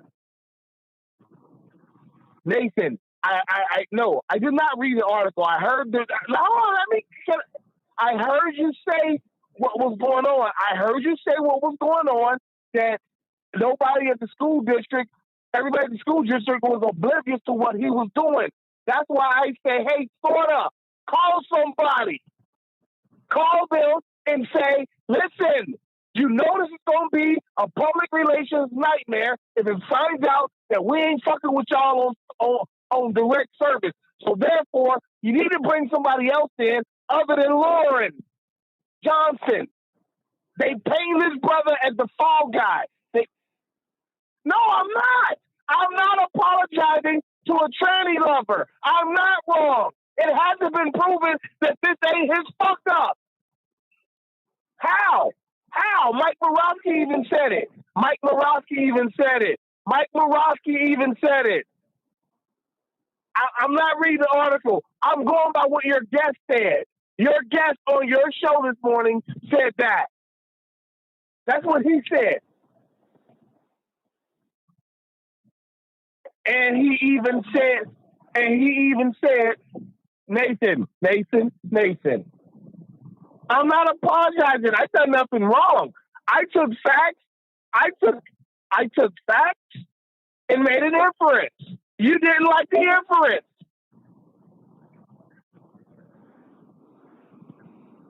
No, the fact.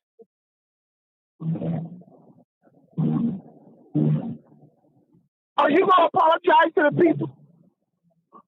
Are you going to apologize to the people for bringing us to Maya Denard and PG Sittenfield, both who are about to go to fucking federal prison?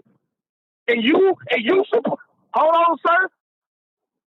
You did. You put PG Sittenfield on, what was the name of that monkey ass Ebony and Ivory show y'all was doing? What you said, Ebony and Ivory? You hilarious. What was the name of that? What was the name of that bullshit bullshit you was people doing? haven't been able to hear me at all, man. They missed all of this. Are you going to apologize to Cam Hardy? If the people didn't hear that already, I already stated my claim on that. Are you going to apologize to Cam Hardy? You owe that black man an apology. Listen. I owe that monkey nothing. See, I owe him the same bananas. I owe him the same bananas that his handlers get him. What?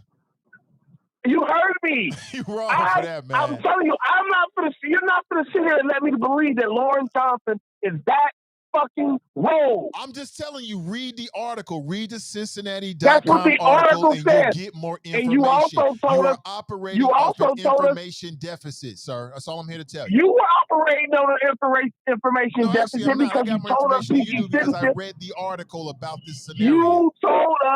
You told us PG Sittenfield was a hell of a nigga. A who? You told us that. You told us PG Sittenfield was a hell of a dude and a hell of a guy. You kicked me and Grayson out of the friends group. You know, because of him. I tricked you out of what? I said you kicked us out of the friends group. I didn't kick you out of no friends group. You left the friends group because you was boycotting Facebook, man. Don't try to revise history. Let's get back to it. Nathan. You called in yesterday. You called in yesterday, black man. I can't say my piece. I can't say my piece. Yeah, you can. But it's a conversation. We can go back and forth. Yes, I did. I'm trying to redirect this back to our primary conversation, which is you're trying to redirect the conversation to fit your narrative. I don't owe that monkey nothing. I owe him a slap upside the head for dating trannies. That's what I owe him. Yesterday, and you tried to make it seem like the Better Bus Coalition was at the center of this thing with sorta, and they have nothing to do with it. There's no evidence to back that up at this point whatsoever. Nothing's changed. Nothing's changed, sir. Nothing's changed. I'm giving you an opportunity to be a man. Nathan, I said my piece. Okay. I owe the nigga nothing. I'm just saying. Okay? I owe him nothing. I'm just saying nothing's a real changed. man would apologize. No, a real man would apologize to the black community for bringing us crooked-ass PG Sittenfield. You need to apologize to the audience as well because you went super hard at Cam yesterday. Why don't you apologize? Okay. Like you're dead I'll wrong.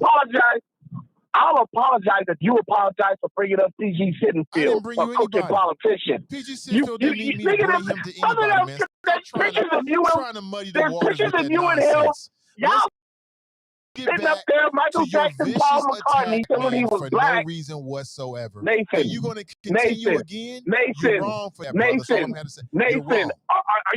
are you gonna apologize to PG Sittenfield, the crooked politician? Why would I need to apologize to PG Sittenfield for? You did a podcast. What was the name of the monkey ass podcast you did with him? I don't do monkey ass podcasts. I have no idea. What was the name of the little show you was doing with him? You remember the title of it. You tried to be Tamaya for him. You tried to be his male Robin Quivers and be his buffer into the black community. It's clear you didn't listen to the podcast, bro. It's clear. His crookedness eventually prevailed. That's why he's facing federal charges as it is. It's clear that you didn't listen to the podcast. It's clear. But let's get back on the primary conversation because you keep trying to distract us with this nonsense. Nathan, it's clear you didn't vet these candidates. If you was a real man, you would get on Bended Knee this morning and you would apologize to that brother because you was dead wrong. And you continue to be dead wrong this morning. Call him all out of his that kind of things out of his mane. Give that brother some respect and just admit that you were wrong. That's it. A monkey is a monkey. Okay? Now, every city council candidate that you wrong. Now. Every politician that you brought to us is facing some type of federal charge. Are you going to apologize? Man, you got me mixed up with somebody else. You giving me way too much power. Everyone that you rock with. I don't have that kind of clout. Everyone that you rock with. But anyway, PG, Tamaya, Campaign Kelly, point of Wendell. conversation, I can see that you don't want to be a man this morning. I can't make you be a man. That was your father's job. And since, you gonna shit on my dad that died when he was sick? You a cold-blooded ass nigga for that. You a cold-blooded ass nigga for that. You shitting on my dad who died in 1982? What kind of nigga do that? Keeping it real with you. What kind of nigga do that, Nathan? Bring the man out of you this morning. That was your pop's job. I can't bring the man out of you. That was your pop's job. And he's still living. But you rejected him. I'm not rejecting but you're rejecting your dad. I embrace you, and I'm trying to make you a better version I said you're of yourself, rejecting your father. You're rejecting your father. We want to talk about parental responsibility. Like I told you. No, you the one that went ad hominem. And you was wrong yesterday. I'm not wrong. I just told you how am I wrong? You blame this brother. Am I wrong? You blame this brother and the Better Bus Coalition and their initiative in passing that levy to increase funding. Nothing's changed. And also for routes. You blame that brother yesterday for what we dealing with CPS and SORTA. And to this point, all evidence is pointing in another direction. And you won't even read the articles that are being put out there so you can get education about it. And that's probably because you got a personal beef with Cam, which is ridiculous. You need to get over it. And it is what it is. Mike Morosky didn't just allude to it. He said it specifically.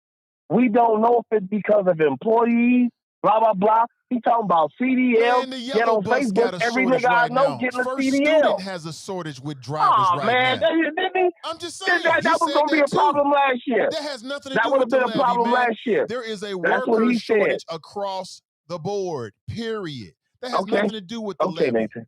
Okay, Nathan. Just saying. Okay. I'm trying to help you. You're wrong.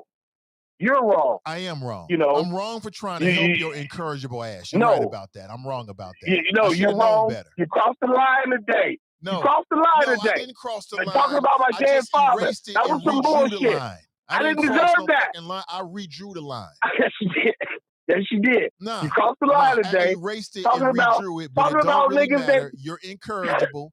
I'm your brother. Talking about niggas that died in 1982. You're cold-blooded for that. I don't even know what you're talking about, man. But I appreciate your call, brother. You didn't shit on my dad? No, I'm shitting on you. I'm trying to get a better man out of you. It has nothing to do with your father. It's real, mate. Thank you for the call. Listen, I apologize because I was muted. You know I'm infallible. I'm a very fallible person. I'm not infallible. But that brother was wrong, and I had to tell him about himself. He was dead wrong. Now, if we get more information, we get more information to the contrary, and it might change my opinion. But as I stand right now, all evidence points to in another direction. And he called in yesterday and was ishing all over that brother. And I'm like, man, just take the opportunity to just keep it real. That's all I'm trying to say. Just keep it real. But it's up to fathers to make their sons into men. And I don't have the time or I don't have the time to bring the man out of fame and just admit that he was wrong. And that's because he's got a personal beef with Cam Hardy that goes back many years. I think it's a one-sided beef, but I'm trying to help him be a better version of himself. And obviously I'm failing. But let's move on. Good morning. Welcome to the show.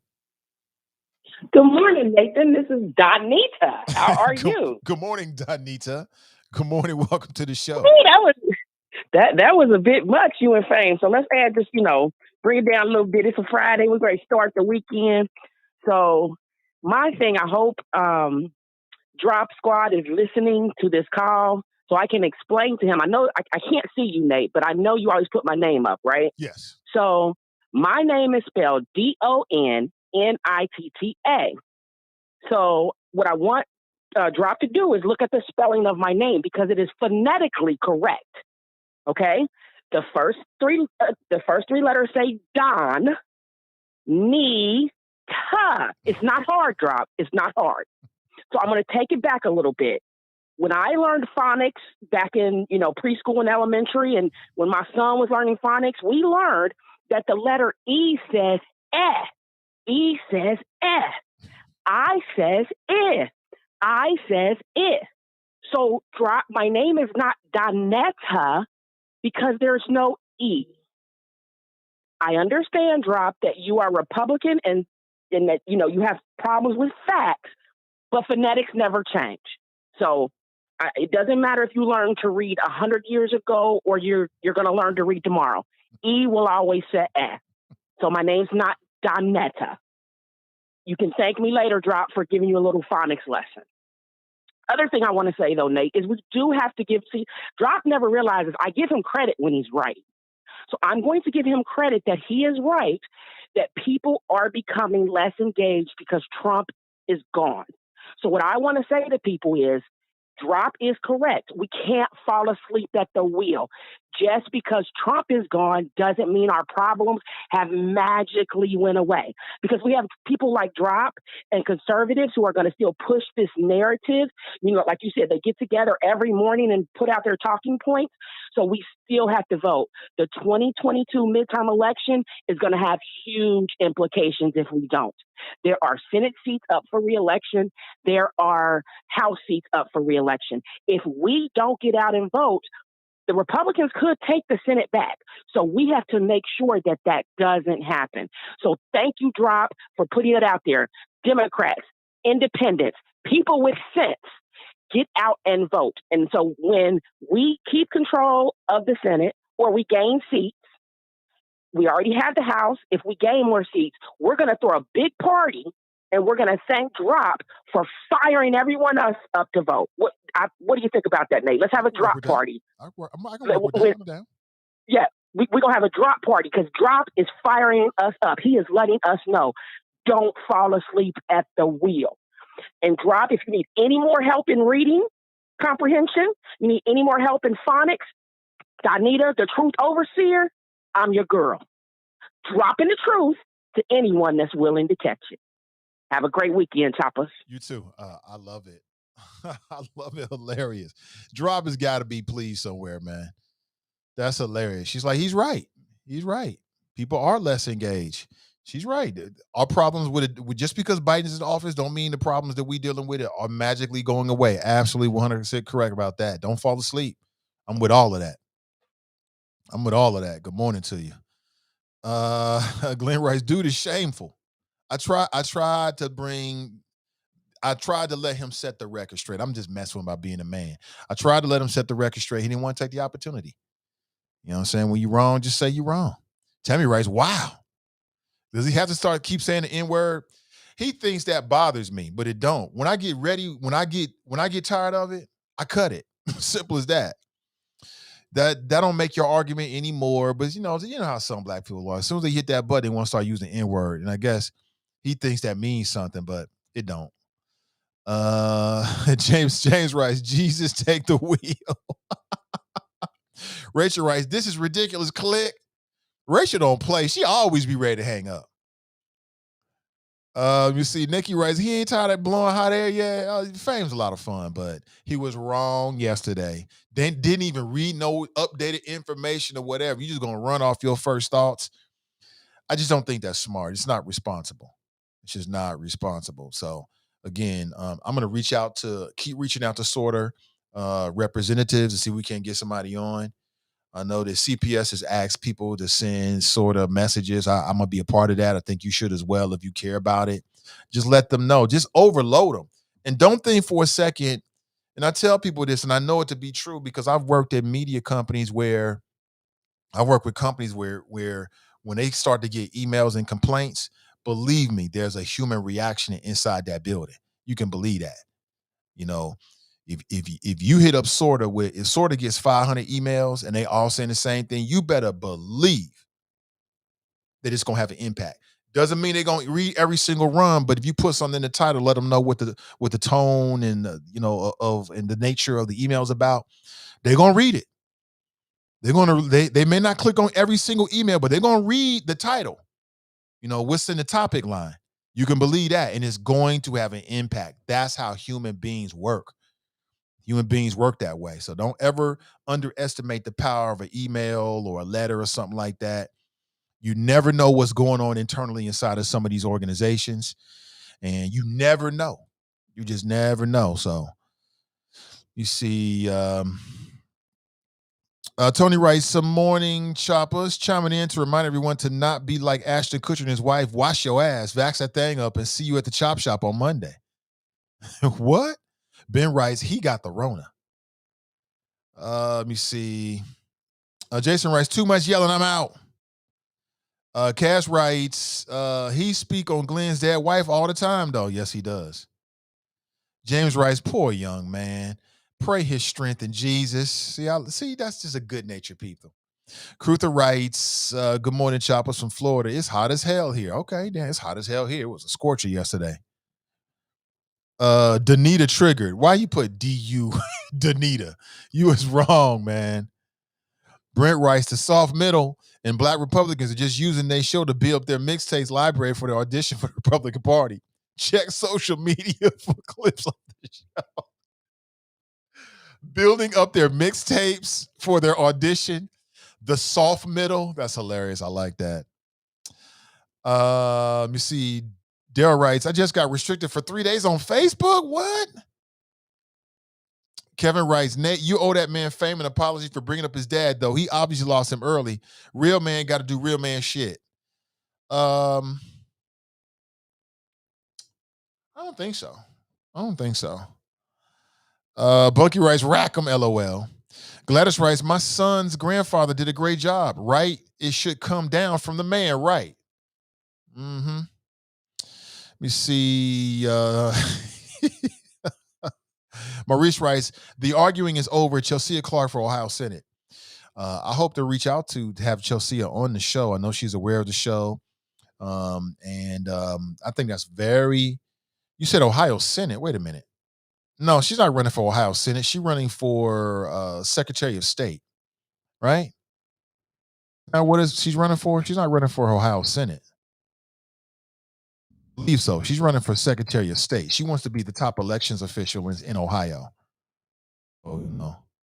See, I think that's right? Double check real quick. Running for, Secretary of State. Yeah, she's running for Secretary of State. And I don't know who, I'll take her over. Who's the current Secretary of State, actually? Let me do my due diligence before I just jump on board. Let me see. Drop writes, I'm hooked on effery, are you? David writes, Nate, you need to cut it. Terrence writes, she's running for Secretary of State. So there's Terrence, got the correction there. Absolutely. Brenda writes, introduce drop to Mr. Click. Is that right? Y'all, Chelsea. Chelsea. Okay. Terrence writes, Nate, you haven't spoken to the current Secretary of State yet? No, I have not. Frank LaRose, right? Frank LaRose. No, I have not. No. Good morning, choppers. I feel sorry for the young students who have to ride the metro with the general population. Well, talk with Mike Morosky. He said that, and there's a difference there, though. There's a difference between it being I think there's a difference. But talking to Mike Morosky, he said that those extra buses that had the majority of Cincinnati students on it, that the general population could get on that bus anyway. And I didn't realize that. But I think there's a difference between just the way you look at it. Like, if you've got a bus that's an extra bus, right? An extra bus route, and I think it even says that, and the general public can get on it, that's going to be perceived differently than a general public bus that students can ride on. I don't know if that's a much of a difference, but no, Chelsea. Okay. Will you talk to him? Yeah, I certainly will. Absolutely. As we get closer to the election, let's say September. Oh, I'll take the opportunity whenever I can, but for sure. I already know. I want to have them both on. Let's see. Jared Rice, Fame didn't have a strong position, so he had to yell to distract from that. Yeah, he had to yell and bring up my podcast with PG.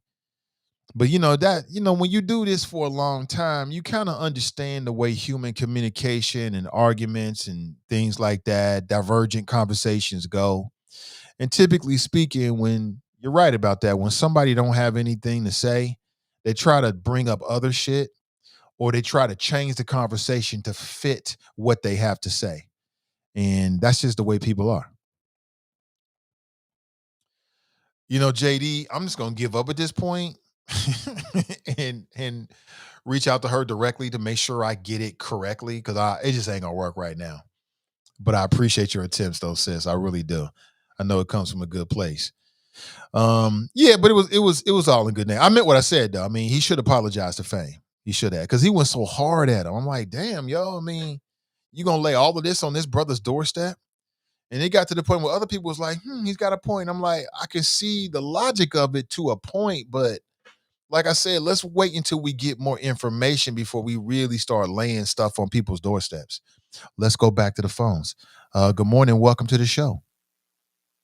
Good morning, Nate. Happy Friday. How's it going, bro? Happy Friday, man. Everything is good, brother. Life is good. Whoa. Hey, on a lighter note and a better pickup, how about the Lakers and LeBron getting Westbrook, man? You gotta love that. Yeah. AD and Westbrook together. All they got to do is get some shooters around them. Put it this way, and I know what first thing you're gonna say. LeBron can facilitate, but he's passing the ball out to a guy that's not a drop dead jump shooter. And you're absolutely right. But Nate, imagine Westbrook with all that energy, because LeBron in his Kareem phase now. Sometimes he don't come across half court. Westbrook with all that energy, man. Instead of taking that jumper, he just slashed to the hole. And who's gonna stop him? He coming through full. So he, charge, dunk on you, whatever, he's coming. So I like it, man. Like I said, put some shooters around him. They gave up Kyle Kuzma. I didn't like him after he got, pink or orange hair or whatever the hell he was doing. He was crazy. Caldwell Pope, I wish they would have kept him. He was a pretty good drop-down shooter. Plus, he can play good defense. But I like Westbrook, man, on the Lakers. What do you think? I want to think the best, but I'm not really sure. I would like it better if Westbrook was younger. And I don't know. I mean, I love what you said, like the energy. I love that energy. I don't know. I don't know if it's really going to work. But at this point, we have to wait and see. Just think about it, Nate, because when LeBron goes to the bench, the team just falls apart. True. I mean, there's nobody there to really initiate, and be able to get their game on and get their shot off the way Westbrook can, either coming off the bench or or starting, and when LeBron takes his rest. True. So if you still got Westbrook and AD out there, you're still pretty formidable. True. All true. I can't disagree with it. That's what and the punk-ass Clippers, they got playoff P who turned in pandemic P. I mean, but he played okay. But, I'm not worried about them. He did. I'll give it to him. Nate, I used to go see him when he played for the Pacers. When LeBron and the Heat were I saw Yao Ming play against the Pacers. And by the way, Yao Ming is the biggest human being I've ever seen in my life. He makes Shaq look small, Nate. Really?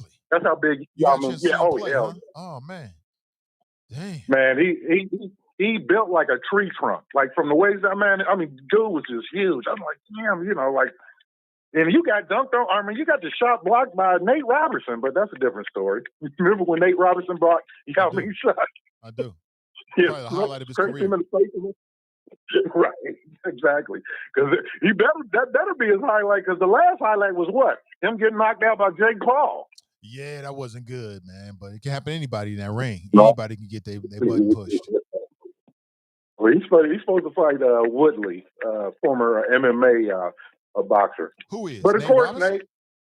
No, Jake Paul. Oh, Jake Paul? Oh my God, that's gonna be terrible Yeah, for I Jake think his Paul. name is. I want to say is it Tyrone Woodley? I know the chop shop Yeah, I know from who out you're there. I know. Okay, yeah, he's supposed to fight him, and so he can't kick him, so he better get his hands going on. Put it that way. But I just want somebody to whoop Jake Paul's ass. To be quite honest with you, man. And once again, those on the right, they trying to culturally appropriate Jake Paul like he represents the Aryan side of America. They try to play that little part of it. Like I won't catch it. Just like I won't catch your boy Little Nas drop X. Nate, you said, well, what about the voter suppression laws in Texas? And what was his response? Nate, elections have consequences. So your answer to Nate's question is, I know it's wrong and I know it's suppressing the black vote, but you still cool with it, Drew? Elections have consequences? Again, where do your black spidey senses come up? You get that TSA tingle, and you black before you're a Republican. You black before you're a Democrat. I mean, Nate, what I say, Nate? Flows rated E for everybody. I posted an article in the Chop Shop about, I think it was, damn, where I post so much shit, but it was, actually it was criticism of the Democratic Party. And it talks about how they need to, quite honestly, do the things that were happening during the past administration, but actually get shit passed. Because, see, that's a very loose secret in the room. Outside of a tax cut, Donald Trump didn't get anything legislatively passed. He had to pass a bunch of, sign a bunch of executive orders. And what you're seeing now, did you see the percentages passed with 67 votes, Nate? 17 Republicans voted on an infrastructure bill? When's the last time you had 17 Republicans vote on anything? Mm-hmm. We couldn't get 17 Republicans to vote on the anti-lynching law, Dave. Remember that? Rand Paul came out talking about we don't need an anti-lynching law. It's a duplicate or some other bullshit that they always come up with. Like, what about ism, dog? Where you just go from why don't you apologize to the man to why don't you apologize about PG? Like, where the hell that come from? That's why I call him change of pace, dog. So, but yeah, man, like I said, I really wanted to talk about Westbrook, man, and get that off and get your opinion on it because I know you kind of, you half in, half out on LeBron sometimes. I don't know who you are. I'm all in with LeBron. Okay. I thought you were like a Sixers fan or something. Nah. As it goes with NBA, I'm a LeBron supporter. I told you this before, Nate. LeBron's no doubt a great player. I think he's, as much as I hate George punk ass because he didn't stand up for Harvey Gantt and decided to say to Republican Jesse Helms voters, Republicans buy shoes too. So I really do use that as like minus 10 demerits on his ass. I really do. But as far as LeBron concerned, and bringing this up, I guess Adele didn't mess it up for LeBron, did he, Nate? LeBron just became the first active NBA player to become a billionaire. Did you see that story? I did see that, I think I posted that in. Yeah. Remember? Oh man, Rich Paul dating Adele. That's gonna mess up his black card and his cred in the streets. Remember? Wasn't that the stuff? 2 weeks ago, right? Yeah, that was 2 weeks ago. Okay, so that's some other shit he need to apologize for. Just throwing that dumb shit out there in the air, but yeah, first billionaire active player, and Adele was supposed to mess that up. And by the way, and the Choppers can answer this: does Adele have beef with anybody in the black community? I remember the one time she wore some braids she cornrowed her hair, and they would try to throw the racial dolo tag on her, and everybody's like, nah, that's just Adele being Adele, I guess.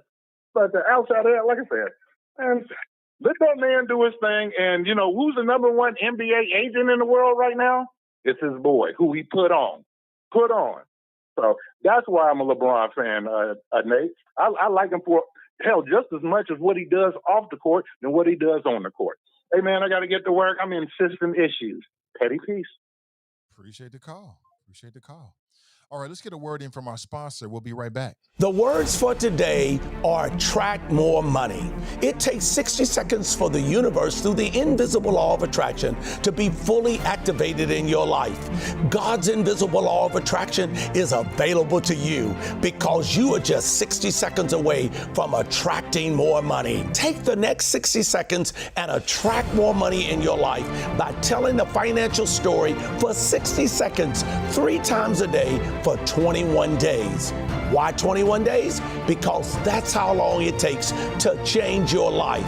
Now say this financial story out loud 3 times a day. Today, I accept my divine and human right to have more than enough money, to be a financial blessing to self, family, and others. I will use my financial abundance today to bless so many people in this universe. Money is my friend. I share my money with my friends. For a free ebook, visit renewcommunitychurch.org. And good morning to you again. Listen, thank you so much for checking out the show. I want to direct you to a couple things happening over the weekend. So on Sunday at 10 a.m., bright and early, check out Straight Talk Live with Edna Howe. Edna Howe Parrish. She'll be streaming live. She got a very interesting conversation planned for you this weekend, this Sunday, as she always does. So I want to make sure you check it out. If you haven't caught Straight Talk lately, typically she likes to have a guest come on, and this Sunday will be no different. She'll be talking with a woman who's an athlete and a civil rights activist and mental health researcher. Her name is Maya McClendon from Louisville, Kentucky. And she'll be talking about all of those issues in terms of the thrills of being an athlete and the burdens that athletes face. And this is very relevant because of what we've been watching with Simone Biles. I know a lot of people have been paying attention to it and tuning into it, so check her out. Also, you can connect directly with Edna on Facebook. She's got her personal page, but she's also got a Straight Talk Live with Edna Howe page as well, so you can stay connected with her.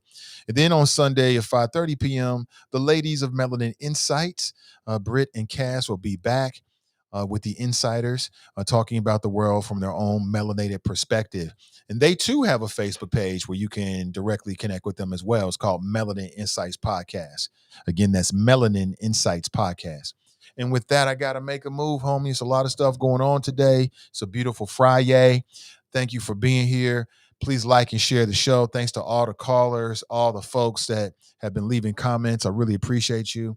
I want to shout out my patrons before we roll out of here this morning. It's really important to me. These are the people that are financially supporting me on multiple levels and allow me to do what I'm doing. If you never heard of Patreon, that's a platform where creatives can go directly to their audiences to get financial support so they can continue to create. Okay. And just give me 1 second. I'm going to pull everybody's name up and say thank you to them, to all of you for your patronage for another month. I appreciate it. Thank you so much again. So let me take it from the top here. I want to say thank you to all my patrons, starting with Rhonda. Thank you, Rhonda, for your support. Frankie, Tanika, Kush, Charles, Michelle, James, Monique, Bobby K, Brandon, Gerald, Kelly, Omar, Valisa, Mason, Jared, hashtag Team and I, Marcia, Brian, Sean, Jesse, Ashley, Daryl, K Works, D Wizzle, Tracy, Cassandra, Bozilla, Pat, Lee, Cinnamon, Zola, Ray, and Renee. Appreciate you. Dee Dee, Rachel, Tony, Glenn, Jerome, Asia, James, Christy, Gregory, the Minister of Information, Gallon, and Jenny. Appreciate you all. Thank you so much for your support. And much more to follow. Much more to follow. So have an excellent weekend. Remember our motto. We can take it from the top. We'll say it with me. Winners focus on winning. And losers focus on winners. So stay focused and stay winning. and we'll talk real soon. Have a great weekend, everybody, and I'm out.